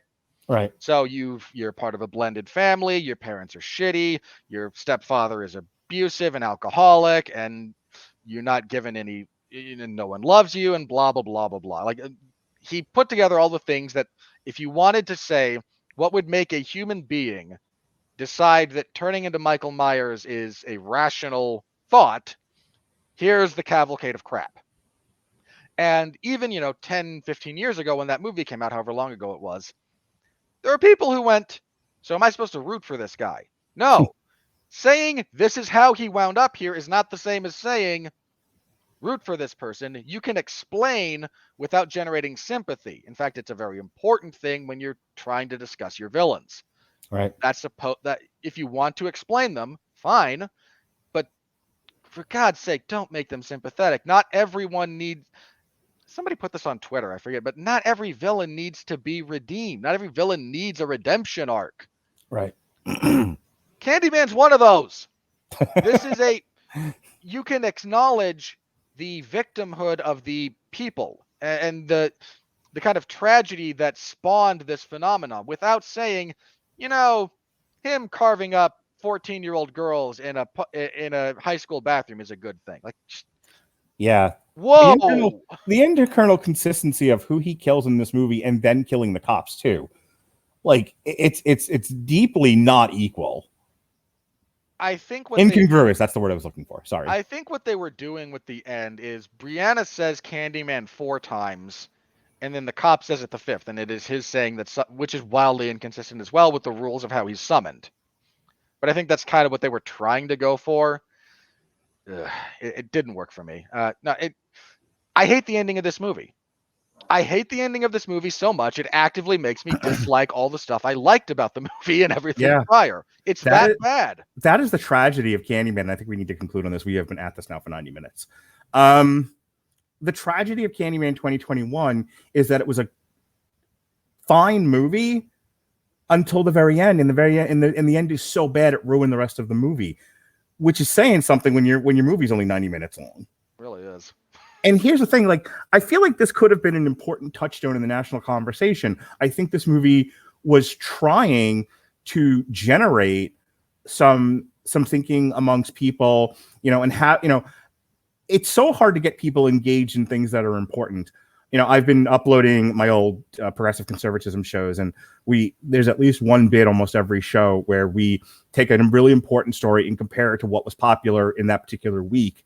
So, for example, the last one I put up, this again, 2007, so bear with me. But Nancy Pelosi's Congress had voted on a joint resolution against troop surge, and that should have been the most important story of the week. But that was the week Britney had a mental meltdown. Britney Spears had a breakdown and shaved her head. So the world wasn't paying attention to the troop surge legislation. They were paying attention to Britney's shaved head. And I think this was also around the time of Janet Jackson's errand boob. That was all around the same time. And so everyone on Earth, including our major news stations, was focusing on Britney's mental health deterioration and Janet Jackson's boob, and wasn't paying any attention to Congress and what they were doing. And which is a large part of how we wound up with our current.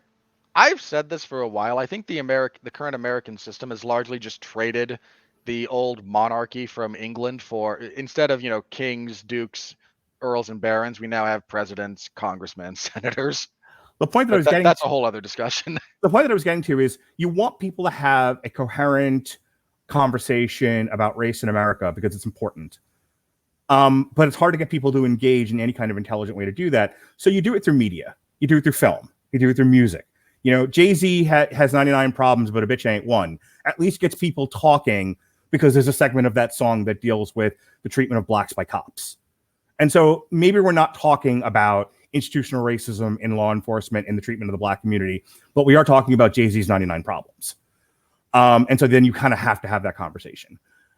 You may not be talking about those things, but now Candyman is out, and you saw Candyman, and so when you're talking about Candyman, these things are coming up. And that's the importance of this film. But all that gets wiped away when your ending is so bad, you've now ruined whatever participation this movie was supposed to have in the national conversation is now so incoherent and so wildly off-kilter and out of alignment that this movie no longer matters to the national conversation. And people will say that it does, and we'll get to that momentarily because I'm sure that's going to be 90% of the Rotten Tomatoes reviews we're going to read. Is everyone elevating the importance of this film? But I'm telling you it isn't. And I'm telling you it isn't because the ending is so bad. I'll give you the final word and then we'll move on. I don't. I mean, do you agree with what I'm saying? By and large, yeah. Okay. I if I wanted to really nitpick, maybe I could, but I don't. But because I mean, I said it, this ending is so bad, it actively makes me dislike the rest of the movie, which as I think I went over, I very much enjoyed the viewing experience until the end. Yeah. There's a lot of good in this movie. I am very much looking forward to what Nia DaCosta does next as a director. I think she has a great kind of sense of style about her when it comes to this stuff. So I'm curious what she'll do next. But boy, when your ending is this bad, I mean, there's an old bit about psychology, right? If you give people a list, what are they most likely to remember? Right. The first thing and the last thing.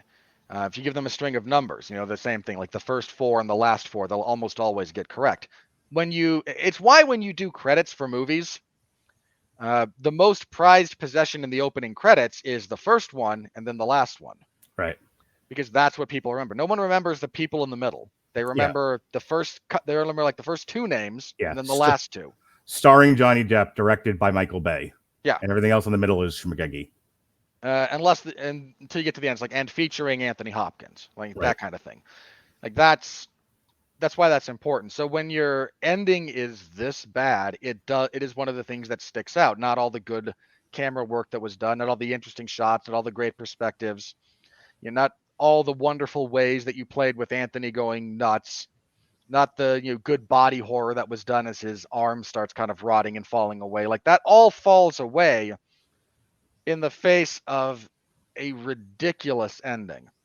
Okay. And the last thing I wanted to mention, and this is a minor point. Why'd you wait so long to put Tony Todd on this thing, man? Can I say that we didn't really need him? Like, this was Anthony's story, not Daniel Robitaille's story. So, like, I feel like throwing him in there was so fan servicey. It was an odd choice. I think you're right. It was a little bit fan servicey. Here's how I would have done this, just for comparison. Our first Candyman that we talk about here is the character of Sherwin. Like, this is the one that Burke brings up. He's the one we see most often when we look in the mirror and see doing the killings. He would have been the first one. I would have kept that. I actually think this movie needed to cycle through them as Anthony keeps going nuts. As his obsession with this story grows, we see other people in that role. And then you could have actually shown cops interacting with them. What if it's a generational thing of there's always a black guy in the community that gets his shit kicked out of him by cops? Because then when you want to kill all the cops at the end, I'm with you. Yeah, that you could absolutely do it that way. Or, I mean, even if you don't do flashbacks, if he learns one more story and then that's the version of Candyman we see in the mirror when he looks in the mirror. That's the one that does the next sequence of kills. And then this culminates at the end as he gets to the concrete origin with Tony Todd. And then we let Tony Todd be around and do his wonderful, wonderful work for longer. Instead, you do a digital de-aging of his face at the very end, and it fell flat for me because it didn't quite work the way they wanted it to, I think, given some of their execution choices. I also just needed more Tony Todd, doing Candyman, doing the voice, doing the line readings for that character because he's so good at it. And it's sadly lacking. It's one of the big things that I think is missing from this, even as a Candyman film, is some of Tony Todd's voiceover work. Yeah. All right. But that's a minor thing. All right. Moving on to the next segment. Here comes the money. Here comes the money. Here we go. Money talk. Here comes the money. Money, money, Dollar. All right. On a budget of $25 million, the box office, as we record this on a Tuesday afternoon, is $27.6 million. It was the number one movie of the weekend, as we will get into shortly. And I think it's also just in terms of the timeline of the pandemic, I think this broke some records. I can't remember which ones exactly, but this is, for what it is, it's not F9, but it's doing well for Universal. I think this is also, I think that one of the big statistical things about this is the first number one movie in America in a weekend directed by a Black woman. So good for her. Congratulations. It's a nice bit of trivia. All right, for the weekend, that was August 27th through the 29th. As I predicted when we reviewed Free Guy, Free Guy would have a 2-week. Can I just briefly say, as far as this goes, people being like some of the headlines around the news that Candyman won the weekend, people were like, it's in surprising upset or whatever. Like, I mentioned that on Twitter. I was like, why are you shocked by this? Your only new release competition was very much an indie film that I think here clocks in at number 13. Yeah. And Free Guy in its third week. Right. And then last weekend was Dead. By the way, did you end up seeing Reminiscence? I did, actually. You're the only one. Well, I watched it on HBO Max. Again, you're the only one. I'm not the only one. I rather enjoyed it. It's not great. The dialogue thinks it's smarter than it is at times, and there's a bit of narrative. There's a bit of narrative muddling that goes on, some of which is intentional, some of which isn't. And I really took a major issue with the conclusion because of a single solitary line. Okay. But Hugh Jackman is completely incapable of giving a bad performance, so he does great work. So I said when we reviewed Free Guy, I said Free Guy's going to have a 2-week run because that second week, its only competition was a day and date HBO movie that no one's going to go see called Reminiscence, and then like Paw Patrol, and it was. And then I said it's going to get defeated by Candyman, and I think there might have been some doubt about that. And I'm like, no, of course it's going to be the number one. It has no other competition. Yeah, and by the time you get to Free Guy in its third week, whatever news coming out is going to beat it. Right. So that's all. These are not judgments about the quality of these movies in this particular instance. This is movies don't generally have more than a 3-week run, and if something is big enough in its third week, it's going to win. That's just like common sense when it comes to this stuff. Anyway, Candyman debuted at number 1. Free Guy dropped from 1 to 2. Paw Patrol dropped from 2 to 3. Jungle Cruise 3 to 4. Jungle Cruise just got cited for a sequel, so yay, more Jungle Cruise movies. Hooray! Hang on. One thing about that, to whoever's writing this, look at me, okay? Intern, tell whoever's writing the Jungle Cruise sequel, for the love of God, I don't need The Rock and Emily Blunt to be on the rocks or broken up when this movie starts. Don't do it. Speaking of Don't Breathe 2 dropped from 4 to 5. Respect 5 respected so badly and had such disinterest that it's already out on video on demand. Like that's so sad. It's 3 weeks in the theaters from MGM. A perfectly lovely cast. I'm sure it's a great movie and nobody cares. Look, the Oscars watched the trailer for that movie and did Mad Max from Fury Road. That's bait. Suicide Squad dropped from 6 to 7. The Protege 7 to 8. The Night House 8 to 9. Old kept its spot at number 10 with 6 weeks in the box office. Reminiscence 9 to 11. Black Widow 11 to 12. Some non-wide release films here. We've got An Egg Rescue, which debuted at number 13. Together, which debuted at number 18. And Death Rider in the House of the Vampires at number 25. From 43, it looks like. So it opened in more places. Yeah, it opened in more places. The worldwide box office, F9 still making money, honey. Hi, Mom, still number 1. F9 now number 2. Finally beat out Detective Chinatown 3. So that's movement. It's currently at $700 million worldwide. I mean, at this point, F9 is now slated to be the most successful movie of 2021, for what that's worth. I hate all of you, for the record. You know what's weird? So, like, Our Forever The Purge. continued existence of that franchise. Our Forever Purge review did really well in both the places where it was measurable. The various podcast catchers where we get to look at those statistics. Plus, it was really, for our numbers, it did well on YouTube. Jungle Cruise did well in both places. You know what didn't do well and no one gave a shit that we talked about? F9 The Fast Saga. So the most successful movie worldwide of the year, not just in China, people cared the least what we thought about that. Hold on. I'm going to go out on a limb here and say no one actually cares about F9. There's people who watch it. Right. But no, I think even the people who watch it don't care about it. Sure. Moving on. Jungle Cruise people cared about. They were loosely interested in. Mm-hmm. Godzilla versus Kong also did fairly well. So, and people cared what we said about that. A little bit, and that's not one where you yelled at me a lot. So, just going to throw those out there.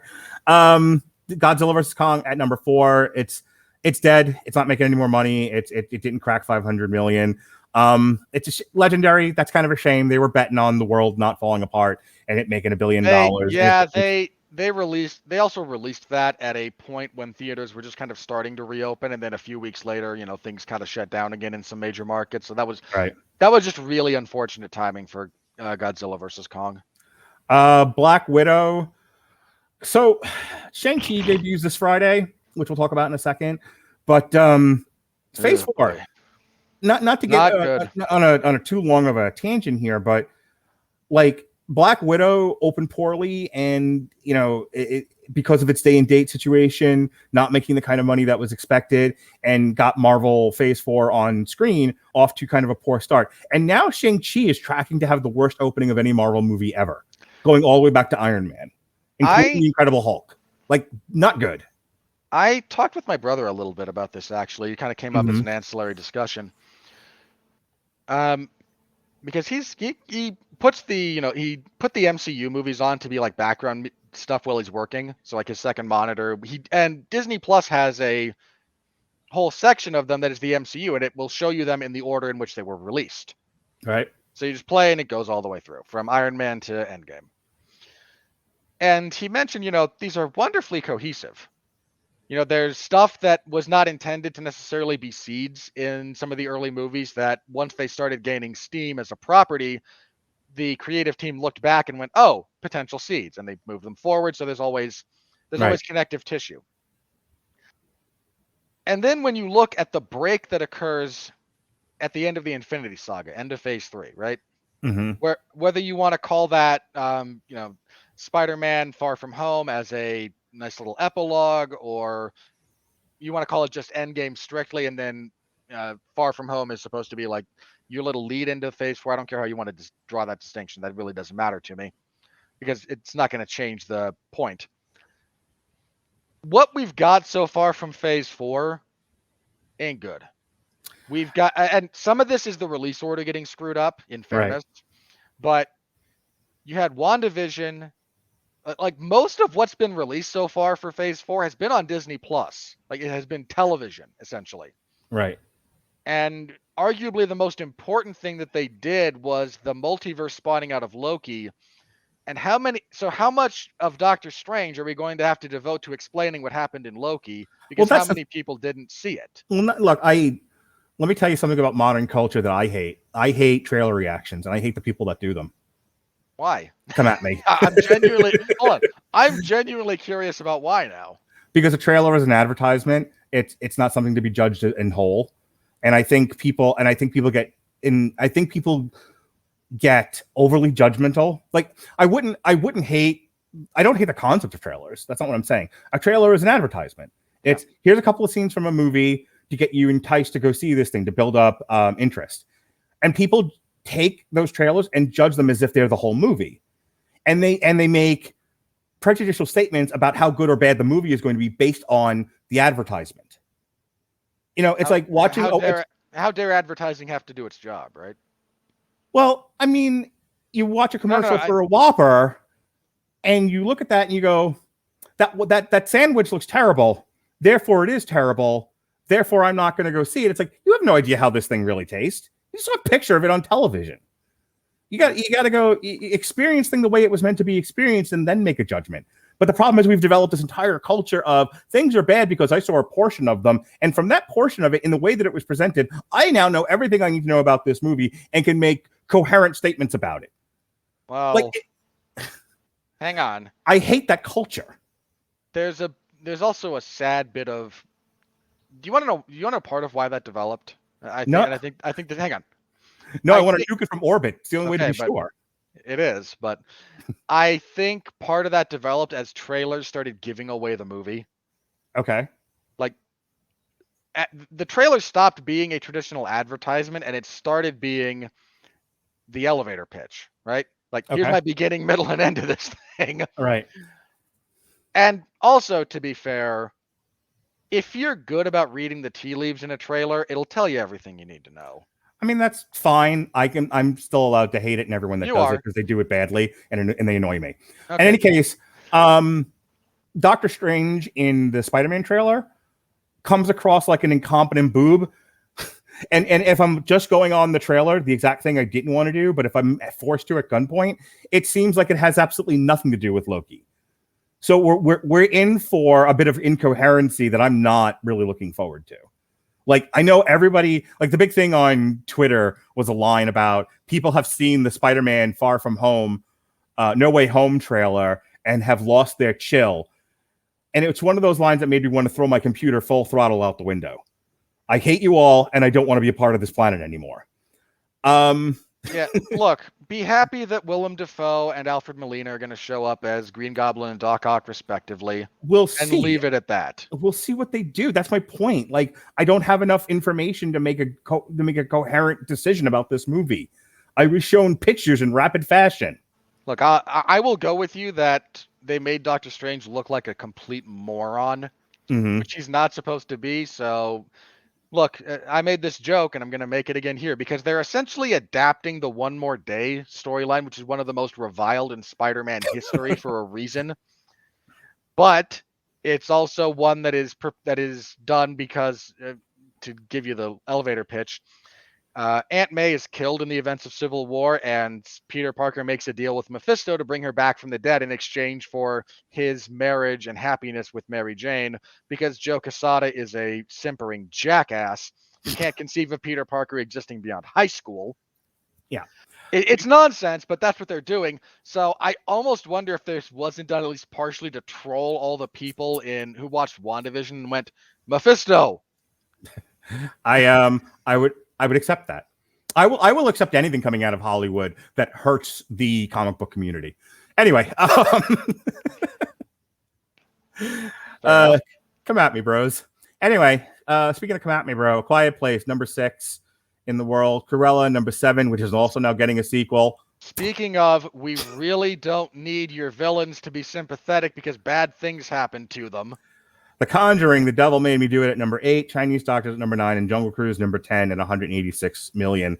It's weird things that are not. I mean, there was an article that was out that despite the fact that we hear all of these very positive things about movies right now, the fact of the matter is, given their budgets and the way the world is currently operating, most movies that are coming out, the studios are taking a bath on.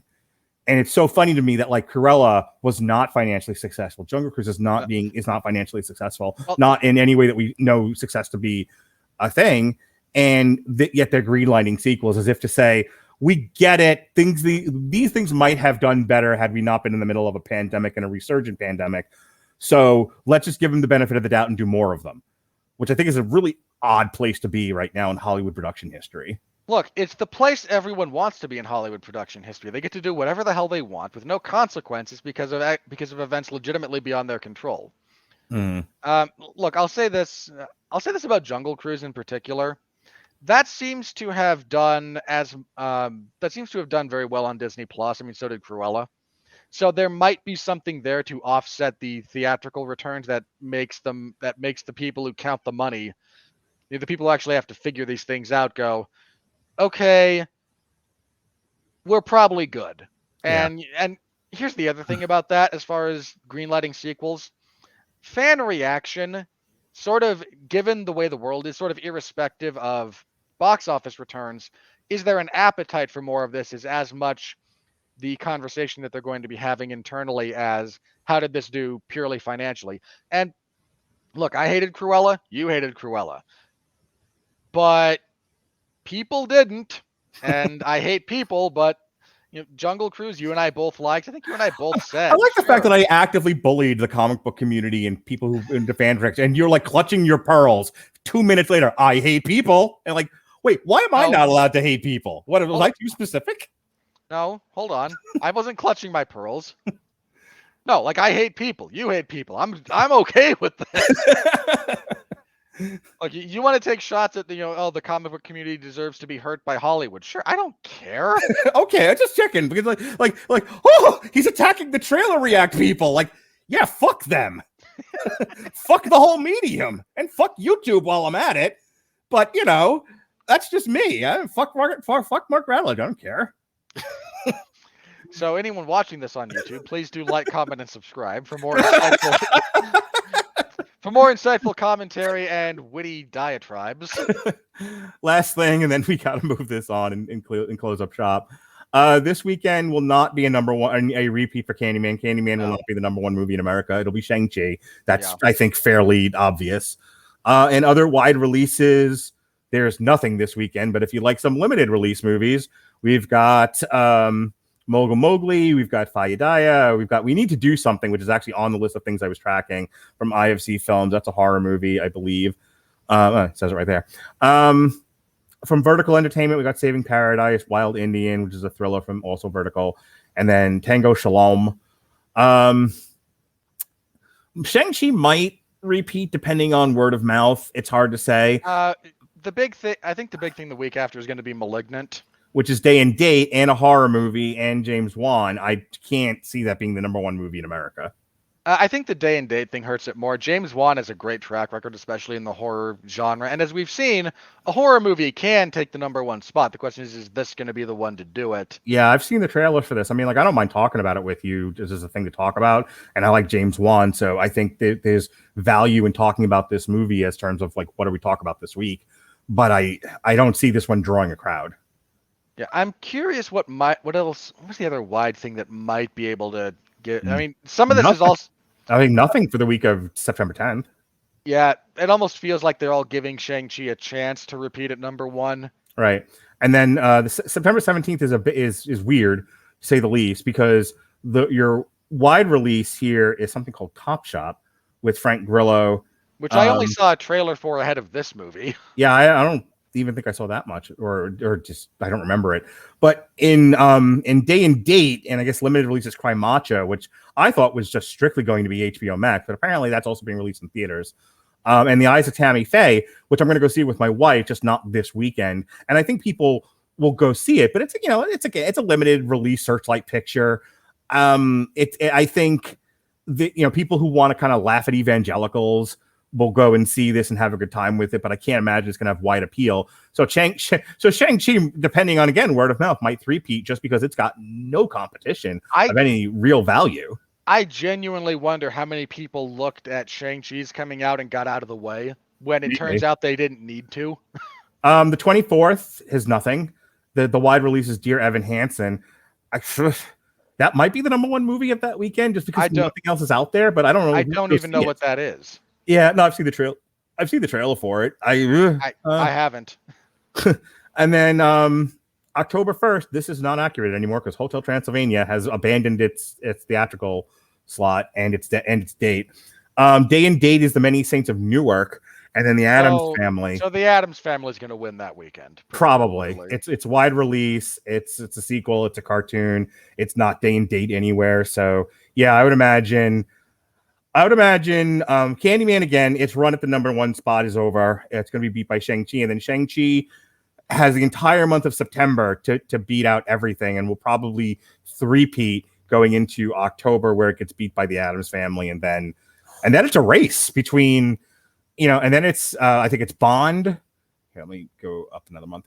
I believe it's Bond. And then I hate the people at Sony. If it's a three-way, tell us how you really feel, Mark. A fucking three-way dance between Halloween, The Last Duel, and Venom. because that's unnecessary. Can I just say, I saw the trailer for The Last Duel and I wanted to throw something. And then the 22nd is Dune. That'll be the #1 movie of that weekend. It'll have, I think people will go see Jackass, but it won't win the weekend. And then we close up October with Antlers and Last Night in Soho. I think one of those will win its weekend. It's hard to say which one by that point. Maybe Dune will have a second week in the #1 spot, and then Eternals comes out. So that's where we're going with the money. No one, dude. If Shang-Chi does poorly, how badly is Eternals going to do? I'm not having that discussion with you. No. Bailey. Set aside Bailey trolling. I'm asking good faith question. Okay, if Shang-Chi does poorly, yeah, that's a big if, and I'm happy to have that. Happy to let that be the. Let me ask you the same question, but ask it differently. How much of an appetite do you think mainstream America has for Asians in prominent hero positions versus white, Black, and Hispanic people? Because that's the question. That's not the question. That's it is the question. No. Because the Eternals has a beautiful array of people in their cast that people are willing to accept in hero form. Do we accept big time Asian heroes? By and large, we didn't with Snake Eyes. Hold on, that's not a fair comparison. It might not be, but that might. Looking back at the year 2021, when it's all over, Snake Eyes might be the canary in the coal mine if Shang-Chi also does poorly, because in both cases you have a prominent male Asian actor in the hero, and this country hates people from and only accepts them in certain stereotypical ways. And so when if you present Shang-Chi on the level of Iron Man and Captain America, does white America turn and look at you and say, fuck right off? No, I do not accept Asian Captain America. I do not accept Asian Iron Man. He can be Asian War Machine. He can be Asian other member of Avenger who's failing me at this time. Rocket Raccoon. But no, I do not accept major forefront American hero as an Asian male. I do not. And I'm not saying I, Mark Radulich. I'm now speaking for terrible white America. Okay, my counter to that is that this is going to hinge on if that's what you're going to hang your hat on about this argument, okay? Then it's down to the lead actor. Because the guy from Crazy Rich Asians that only women saw. Hang on, and let me finish my point. Okay. America has no problem with Asian men in leading action roles. Please, don't make that face at me. You really want to try and tell me that Jackie Chan was not a major star in America? That's very compartmentalized. I'm not saying there's not Asian men who maybe got the shaft along the way, okay? Well, I'm happy to stipulate. I'm saying it's going to come down to him because the American public, by and large, is willing to accept people in those roles. Hang on, I got to correct me. Hang on, I apologize. I'm going to let you finish. He was not in Crazy Rich Asians. Please continue. I was going to say, I don't think that was the same guy. I don't know what I was thinking about or who. It doesn't matter. No, move on. I was wrong, and I'm sorry. Go ahead. The point is, they will, if it's the right guy in the right. Like this is all about. I mean, the same is true of Captain America. You couldn't put just anybody in that role. You might have been able to cast there might have been a wider range of acceptable possibilities, but you needed the right guy. You needed the right guy to be Iron Man. If you cast someone other than Robert Downey Jr. as Tony Stark way back in 2008 or whatever, does this thing even get off the ground? I mean, look, I get your counter argument that this guy could win people over who might not be. I guess, and this will be the last thing we have to say because we're now at 2 hours. Yeah. And we still have the critical review, which is going to be its own. I think what I'm trying to say is there's always the chance that an actor, despite prejudices, will win people over and people will accept them. They certainly did with Chadwick Boseman in Black Panther. They're a great example of Yeah. we were, a country willing to accept a black Superman, and they got a black Superman, and the guy doing it is so awesome. People were like, yes, here's $1 billion. We love you. We're sorry, great. There's always that chance, but I still think in a lot of ways, especially with recent current events, the way that they've transpired, we're still the country smacking Toyota cars with bats. And we're not willing to accept the guy from any part of the world where that part of the world drove us to hit cars with bats. Yeah, I mean, look, again, if your point is that there's always going to be shitheads.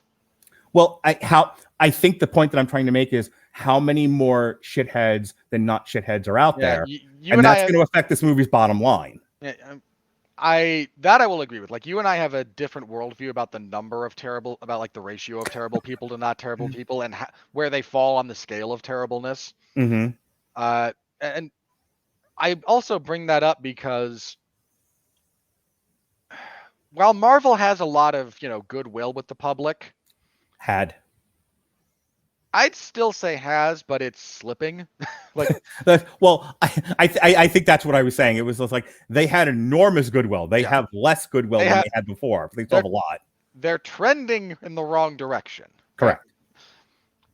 If Shang-Chi continues that trend, I don't think there's anything in the Eternals that's going to cause a rebound. Now, I might be wrong about that, but my read on that is Eternals is such a weird property at its core that no one knows about. Now, that's not a... Now, hang on. Not Selma Hayek, Angelina Jolie. There are other pretty wonderful people in this cast. There are some people that look like the right kind of people you want to see in superhero movies, by and large, by the terrible people. I think there's a lot of misconceptions about Eternals versus Shang-Chi, and I will now shut up. Look, they went out of their way to cast big names, and that you want to know how little faith they have in Eternals? They spent the money on Selma Hayek and Angelina Jolie. Right, but they're draws. Well, Angelina Jolie definitely is. People go see an Angelina Jolie movie. She might be one of, like, you and I have had this. You and I have had this discussion many times. The era of a movie star as a draw is basically dead. Well, no. I'm saying she's a draw in the right role with the right, accoutrements. And so the point there is you've got a property that's going to be very esoteric to begin with. It's dealing with the cosmic part of the universe, and that's just a little bit out there for a lot of people. You're dealing with a property that no one knows about. You're dealing with a damaged overall brand, not dead, but trending down. Right. And it's an ensemble cast, which is always a little bit not a death sentence, just trickier to deal with. Sure. And you're kind of hinging the saleability of this thing on, one, again, Marvel's cachet, the existence of attractive people on screen, and a director who just won an Oscar for Sad Piano, the movie. That is not, and the thing's not going to get released in China. But a football in the crotch had a football in the crotch. Yeah, like, I mean, look, I'm not here to, that's not me bashing Nomadland. It's just, it is what it is, right? Right. Yep. And that just, I think if Shang-Chi doesn't help rebound things after Black Widow and, the Disney Plus glut of stuff. Yeah, don't get me wrong. I'm rooting for Shang-Chi. My kids, I already have tickets. My kids are very excited about it. They've been excited about it all summer. I'm just putting out there that the world's full of shitty people who might not accept Asian Captain America. Well, and if he were Asian Captain America, we might have a problem. That's not actually what Shang-Chi is, but I am being way deconstructionist about this. All right, we're moving on. I mean, look, people didn't want the Korean totally awesome Hulk either, and thankfully that died a horrible death. And it didn't get made into a movie. I'm really not sure what your point is. Yeah, that it exists. It's a thing that was tried. And Mark, you're a little bit behind here because I have to ask you this before we move on. Okay. What'd you think about the music from Candyman? Because God, because frankly, I thought it was mostly good, even though it didn't like really leave an impression. We're not talking, all-time great horror scores, but I thought it was suitably creepy when it needed to be creepy. I think it was lacking in sort of maybe some contemporary music that might have added to the aesthetic. And you can find a lot of that contemporary music on AmazonMusic.com. Good call, Robert Winfree. Well, we're really into a conversation when I forget all the sponsors that I'm supposed to be doing. AmazonMusic.com, to wrap this up shortly, AmazonMusic.com is giving away a free 30 days of the Amazon Music service. Go ahead and click the link in our description of this podcast at getamazonmusic.com/W2M network. That's getamazonmusic.com/W2M network for a free trial of Amazon Music Unlimited. Make sure you complete the sign up process to do that. And if you like the service, you keep it and you pay the monthly fee like you would do with Spotify or Apple Music. If you don't, you cancel. No fuss, no muss, no contracts, no pains in the butt. All right. And with that said, if you want to hear the aforementioned 99 problems, but a bitch ain't one. It's on AmazonMusic.com. It is absolutely on Amazon Music. It's a wonderful service. All right. Play that funky music, white boy.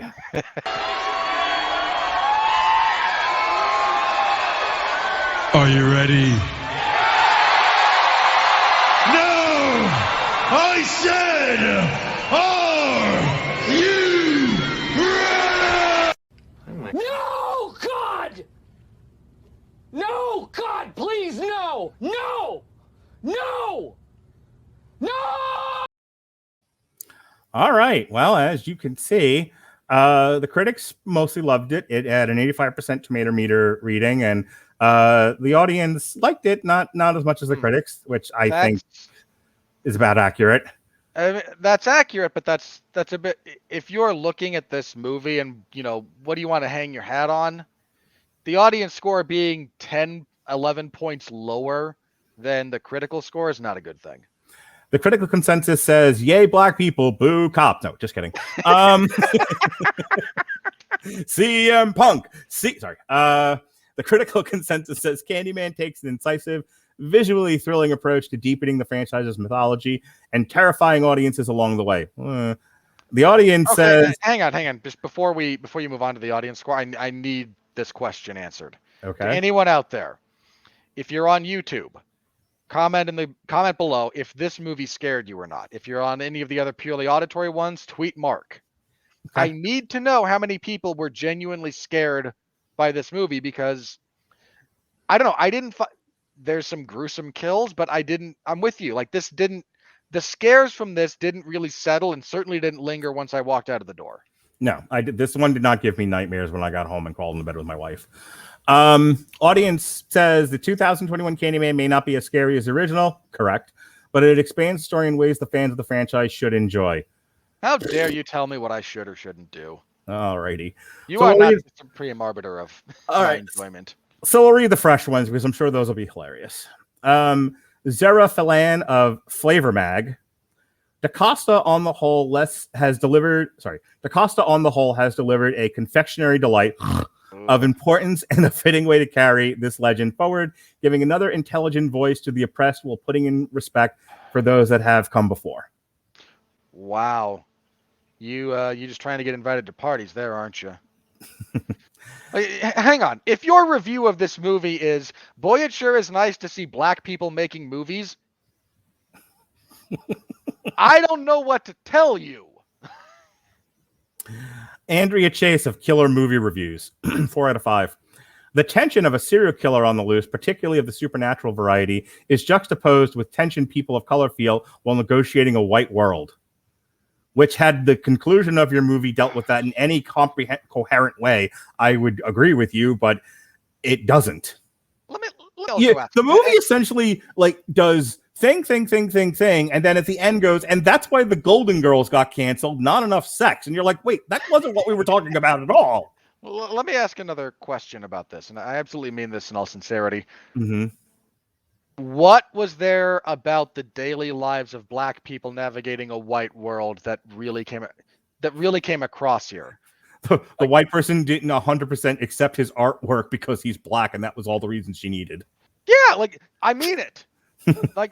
That's it. The rest of this, there is no that's not used as part of the aesthetic or as part of the atmosphere to try and generate tension. Is he's the lone black rebel artist trying to navigate the white world of, you know, no, like that big dinner they have, with the fancy art critic or gallery owner from New York. Like, he's white, came across as very gay. They never confirmed that, but that's the affect he gave off. Everyone else at that table is some form of a person of color. All right. This was not the black experience navigating a white world. That is not at all what this film showed. At all. Sarah Mars of Laney Gossip. The ideas are there. The continuity of violence, art, and commercialism and exploitation, gentrification, and haunting, but it doesn't go anywhere. Oh, that's true. I more or less agree with that. Abby Bernstein. Leonard Bernstein. Assignment X. Artful in every sense of the word, playing with imagery that might have come straight from Clive Barker. I read that one because I wanted your opinion on whether you think Clive Barker would have come up with this or not. Well, we're talking just about the imagery. Mm-hmm. Not some places, yes, but on the whole, not quite so much. Anne Brody of What She Said, beautifully directed by Nia DaCosta with an equally beautiful pulse-pounding score. Candyman set standard for postmodern horror. What about this is postmodern? Please tell me. I think smart people like to throw the term postmodern out there. Yeah, they also like to throw. You might as well have been writing for the New Yorker. All you needed was nihilistic tagged in there somewhere. You freaking hack.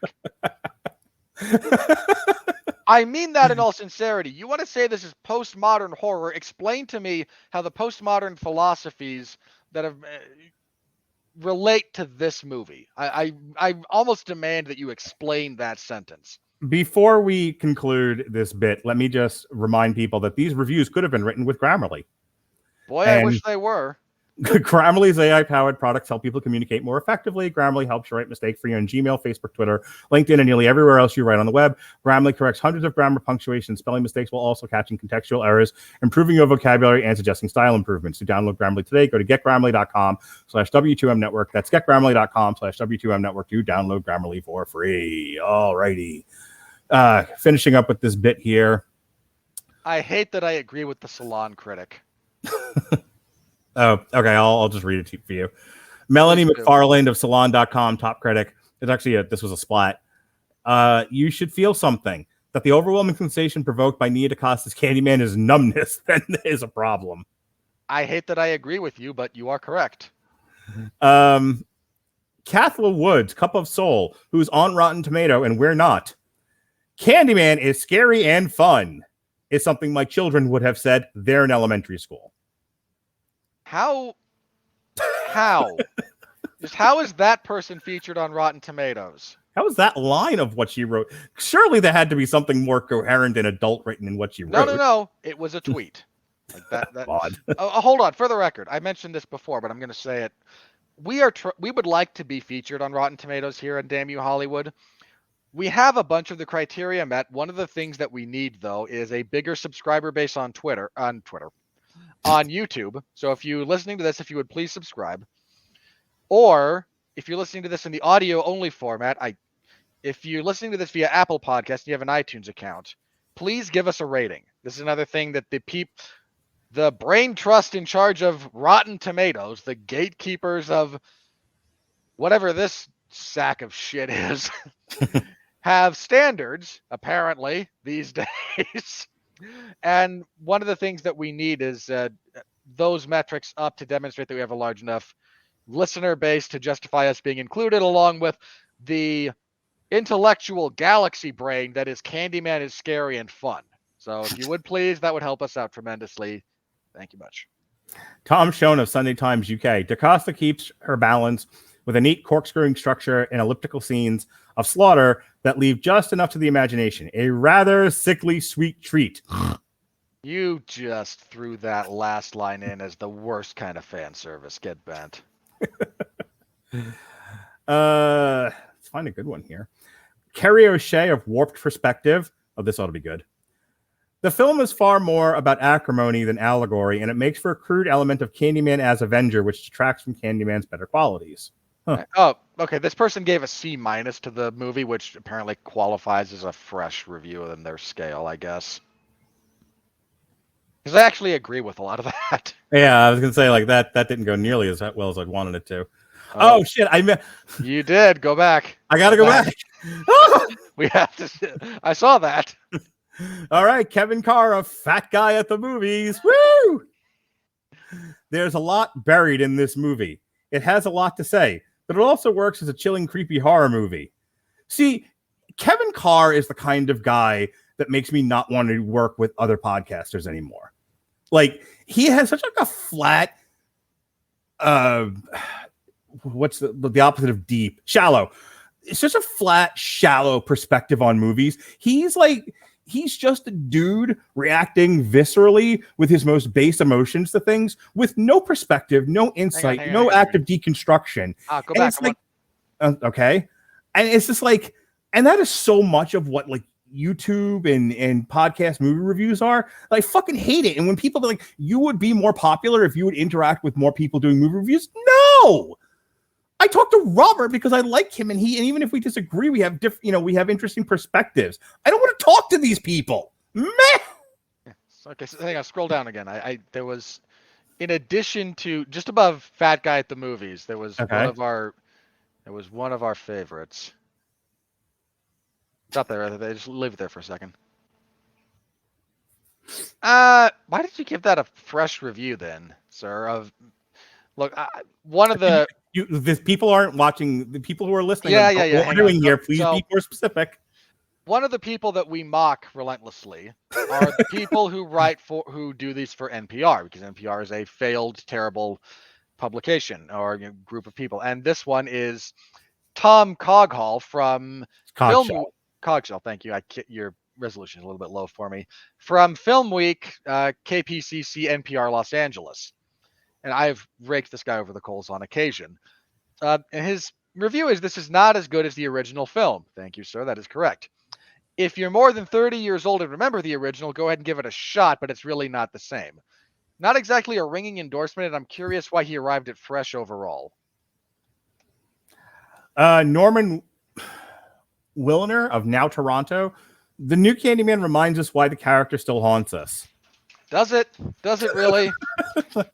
Don't speak for me. It reminds me of nothing.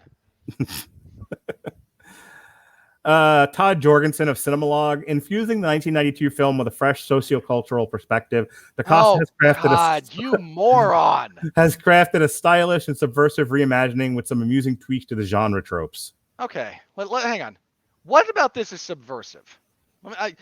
This is another thing that people throw around as though because they don't actually want to engender discussion. It's subversive. How? You tell me, buddy. Which tropes does that subvert? How does this subvert expectations? Oh, let me guess. Let me guess. Your response is, well, it deals with this part of the zeitgeist. You probably don't even know what the zeitgeist is. I'm sure what this is a remark of how brave it was that the final thing is them killing a slew of cops. And it's like, in this day and age, with everything going on right now, that's the popular perspective. Really that's not like a going against the grain, up the down staircase cultural take. There's an entire movement based around defund the police. You're literally taking the perspective of like 50% of the people, who might want to see this thing. Like, you're not subverting anything. Yeah, not in the slightest. This is not brave in any way. Doug Walker, speaking of not brave, of Channel Awesome, could benefit more from showing you what's haunting as opposed to telling you what's haunting, but cleverly continues the eerie lore of the original. Okay. I've discovered this about some of these people. Anytime a movie or a franchise digs into the lore of the world, anyone who has ever tried to write something professionally, and I mean that like fiction, as soon as someone engages with the deeper world, they go, oh, someone cares about all this tedious groundwork that I went into building my fictional world, and I must praise it because it does so. No, get bent. I have a guy I went to high school with is a professional editor. He is fond of telling people who like writing, however you choose to engage with your story, the audience experiences it at the inverse. When you write something, the first things you consider are setting, plot, character. You try to build something logically, and the last thing the writer considers is the grammar and spelling and punctuation and everything, because this should be somewhat automatic. It's the last thing you think about. Well, so if you reverse that, that is how the audience interacts with your piece of medium. The first thing they see and have to consider is the writing, the spelling, the last thing they care about is your lore, your world, quote unquote. And it's painfully obvious anytime someone who has tried to write something like that winds up reviewing something that interacts with the deeper lore of a world, because I wrote something like this, and if this thing can engage with it, then that validates my wasted effort. Sean Collier of Pittsburgh Magazine, a whirlwind of terror and trauma. Look, this movie was a lot of things, and many of them good. Whirlwind would not be one of them. Unless that is purely a reference to the 90-minute runtime, then no. Stephanie Zacharik, desperately trying to be invited to parties, of Time Magazine, top critic. Candyman is a work held together by thoughtful choices, and it has a lot to say. Please like me. Okay. I need to say this. It's okay to say that a movie has a lot to say or that a movie has nothing to say. Some movies say nothing. Like 90% of Michael Bay films. They don't say anything. And I don't say that to be dismissive of people who enjoy those movies. Part of the reason they enjoy them is because they're giant nothings, right? You like Michael Bay movies, Mark? I do. Is that an unfair thing to observe? It is not.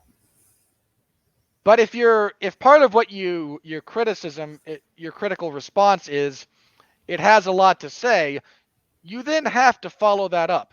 Does it say it effectively? Does it say it intelligently? Is it consistent in what it says?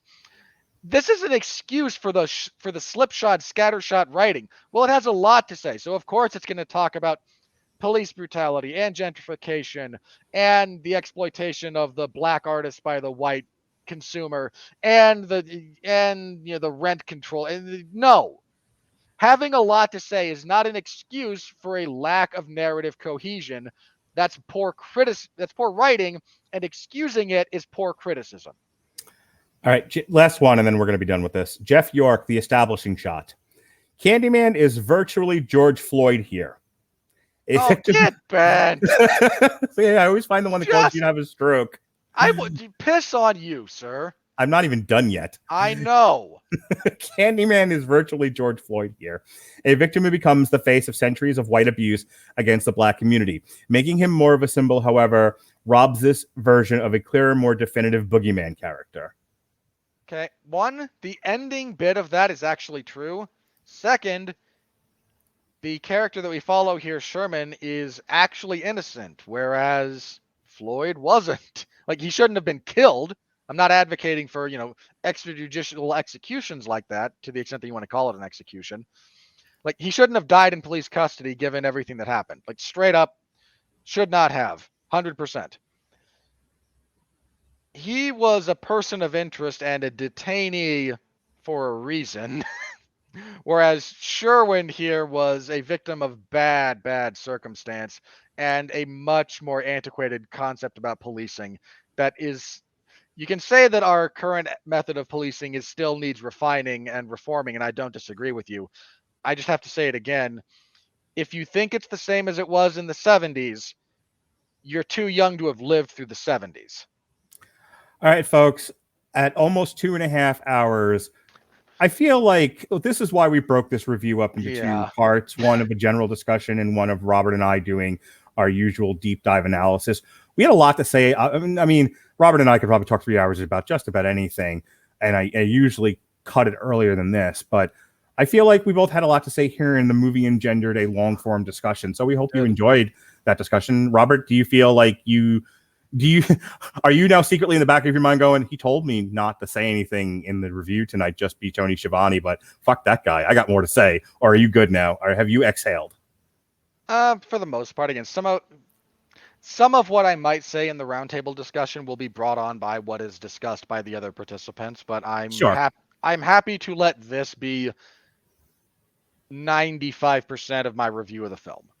Like, again, if there's something else that strikes me or that comes up in conversation, or if I remember what because I didn't actually remember what you were in the middle of something and it triggered something that I wanted to say, and then by the time you finished it, you were not long-winded. It was a fleeting thing, but I went, wait, and then you finished, and I went, oh, what was that? Like I just had one of those moments. So yeah, no. If somebody says something pants on head nanners, and you're like, no, sir, this wasn't a euphemism for the use of fossil fuels, or something like that. Okay, sure, respond. But generally, but like I said, I think this was needed for me and you, and that will be for them, and that is the way we're doing this. In the meantime, I'm also just, like I said, there are certain conversations that not only need to be had between a smaller number of people, but between people with the right kind of rapport and understanding. Like you and I talking about some of the issues that this movie raises is not the same as like you and Alexis, or me and Alexis, or me and Jason. Like there's and that's not a negative on any of those people or any of those combinations. They all produce, great content. I like all those people. I like podcasting with them. That's not at all me going, screw those guys. I can only talk with you. No, but I mean, look, at 2.5 hours, 2 people produced that much amount of conversation, and only some of it was about how Shang-Chi is going to bomb. So, I think, but it's funny because as much as we had problems with the movie, I think it's interesting that it's going to it's engendering so much conversation, and just within our little group of people, what it will end up being 3 to 4 hours worth of discussion. So, yay for Nia DaCosta and Jordan Peele and everyone that worked on this. All right.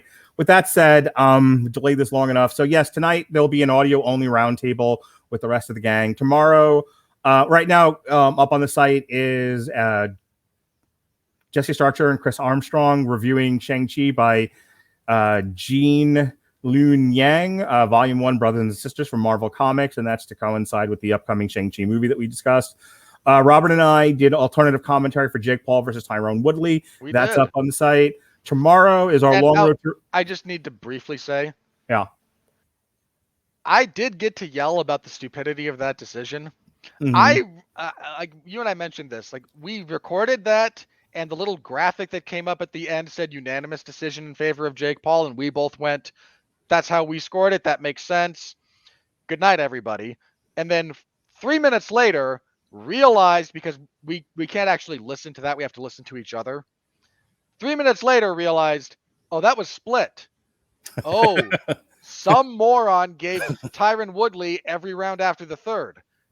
Boxing is fundamentally broken. What the hell? And couldn't actually, and it was too late to have that on the podcast. So listen to Robert talk about it on his podcast. I did, actually. Tomorrow will be our re-airing of the Long Road to Ruin for the entire Iron Man trilogy, not just 3. Myself, after a long hiatus, about a month long, myself, Jesse Starcher, and probably Robert Cooper are back on the Metal Hammer of Doom. We'll be talking D. Snyder, Leave a Scar. Myself and Alexis Hana will review the second half of season 1 that just dropped of The Wonderful World of Mickey Mouse, which my kids and I really enjoyed. And then Saturday is our trivia show that we did on toys. It was myself, the guys from Kapow and Dueling Ogres, and Evan Bevins. We sang, we danced, we laughed, we cried, we hurled. It was a grand time. Jesse did a hell of a job with the toys trivia, and we hope you'll listen to it. So that's it. That's all I got before this goes 3 hours. So please do your plugs very quickly.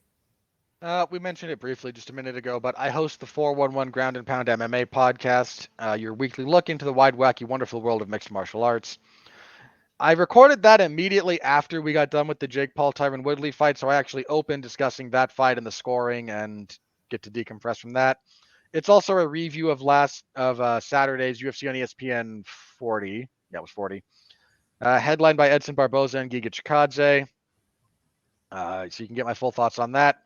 And a preview of this Saturday's UFC on ESPN Plus 49, which is a deeply uninspired card, but I preview it nonetheless because I'm a professional. Later today, I'll be doing the roundtable thing with myself, Alexis Haina, Jason Teasley, James Greco, and Dorian Price. So be on the lookout for that. If you didn't get enough of our discussion of Candyman, there will be more. I would encourage you to check that out. I cover professional wrestling over at 411mania.com as well as MMA.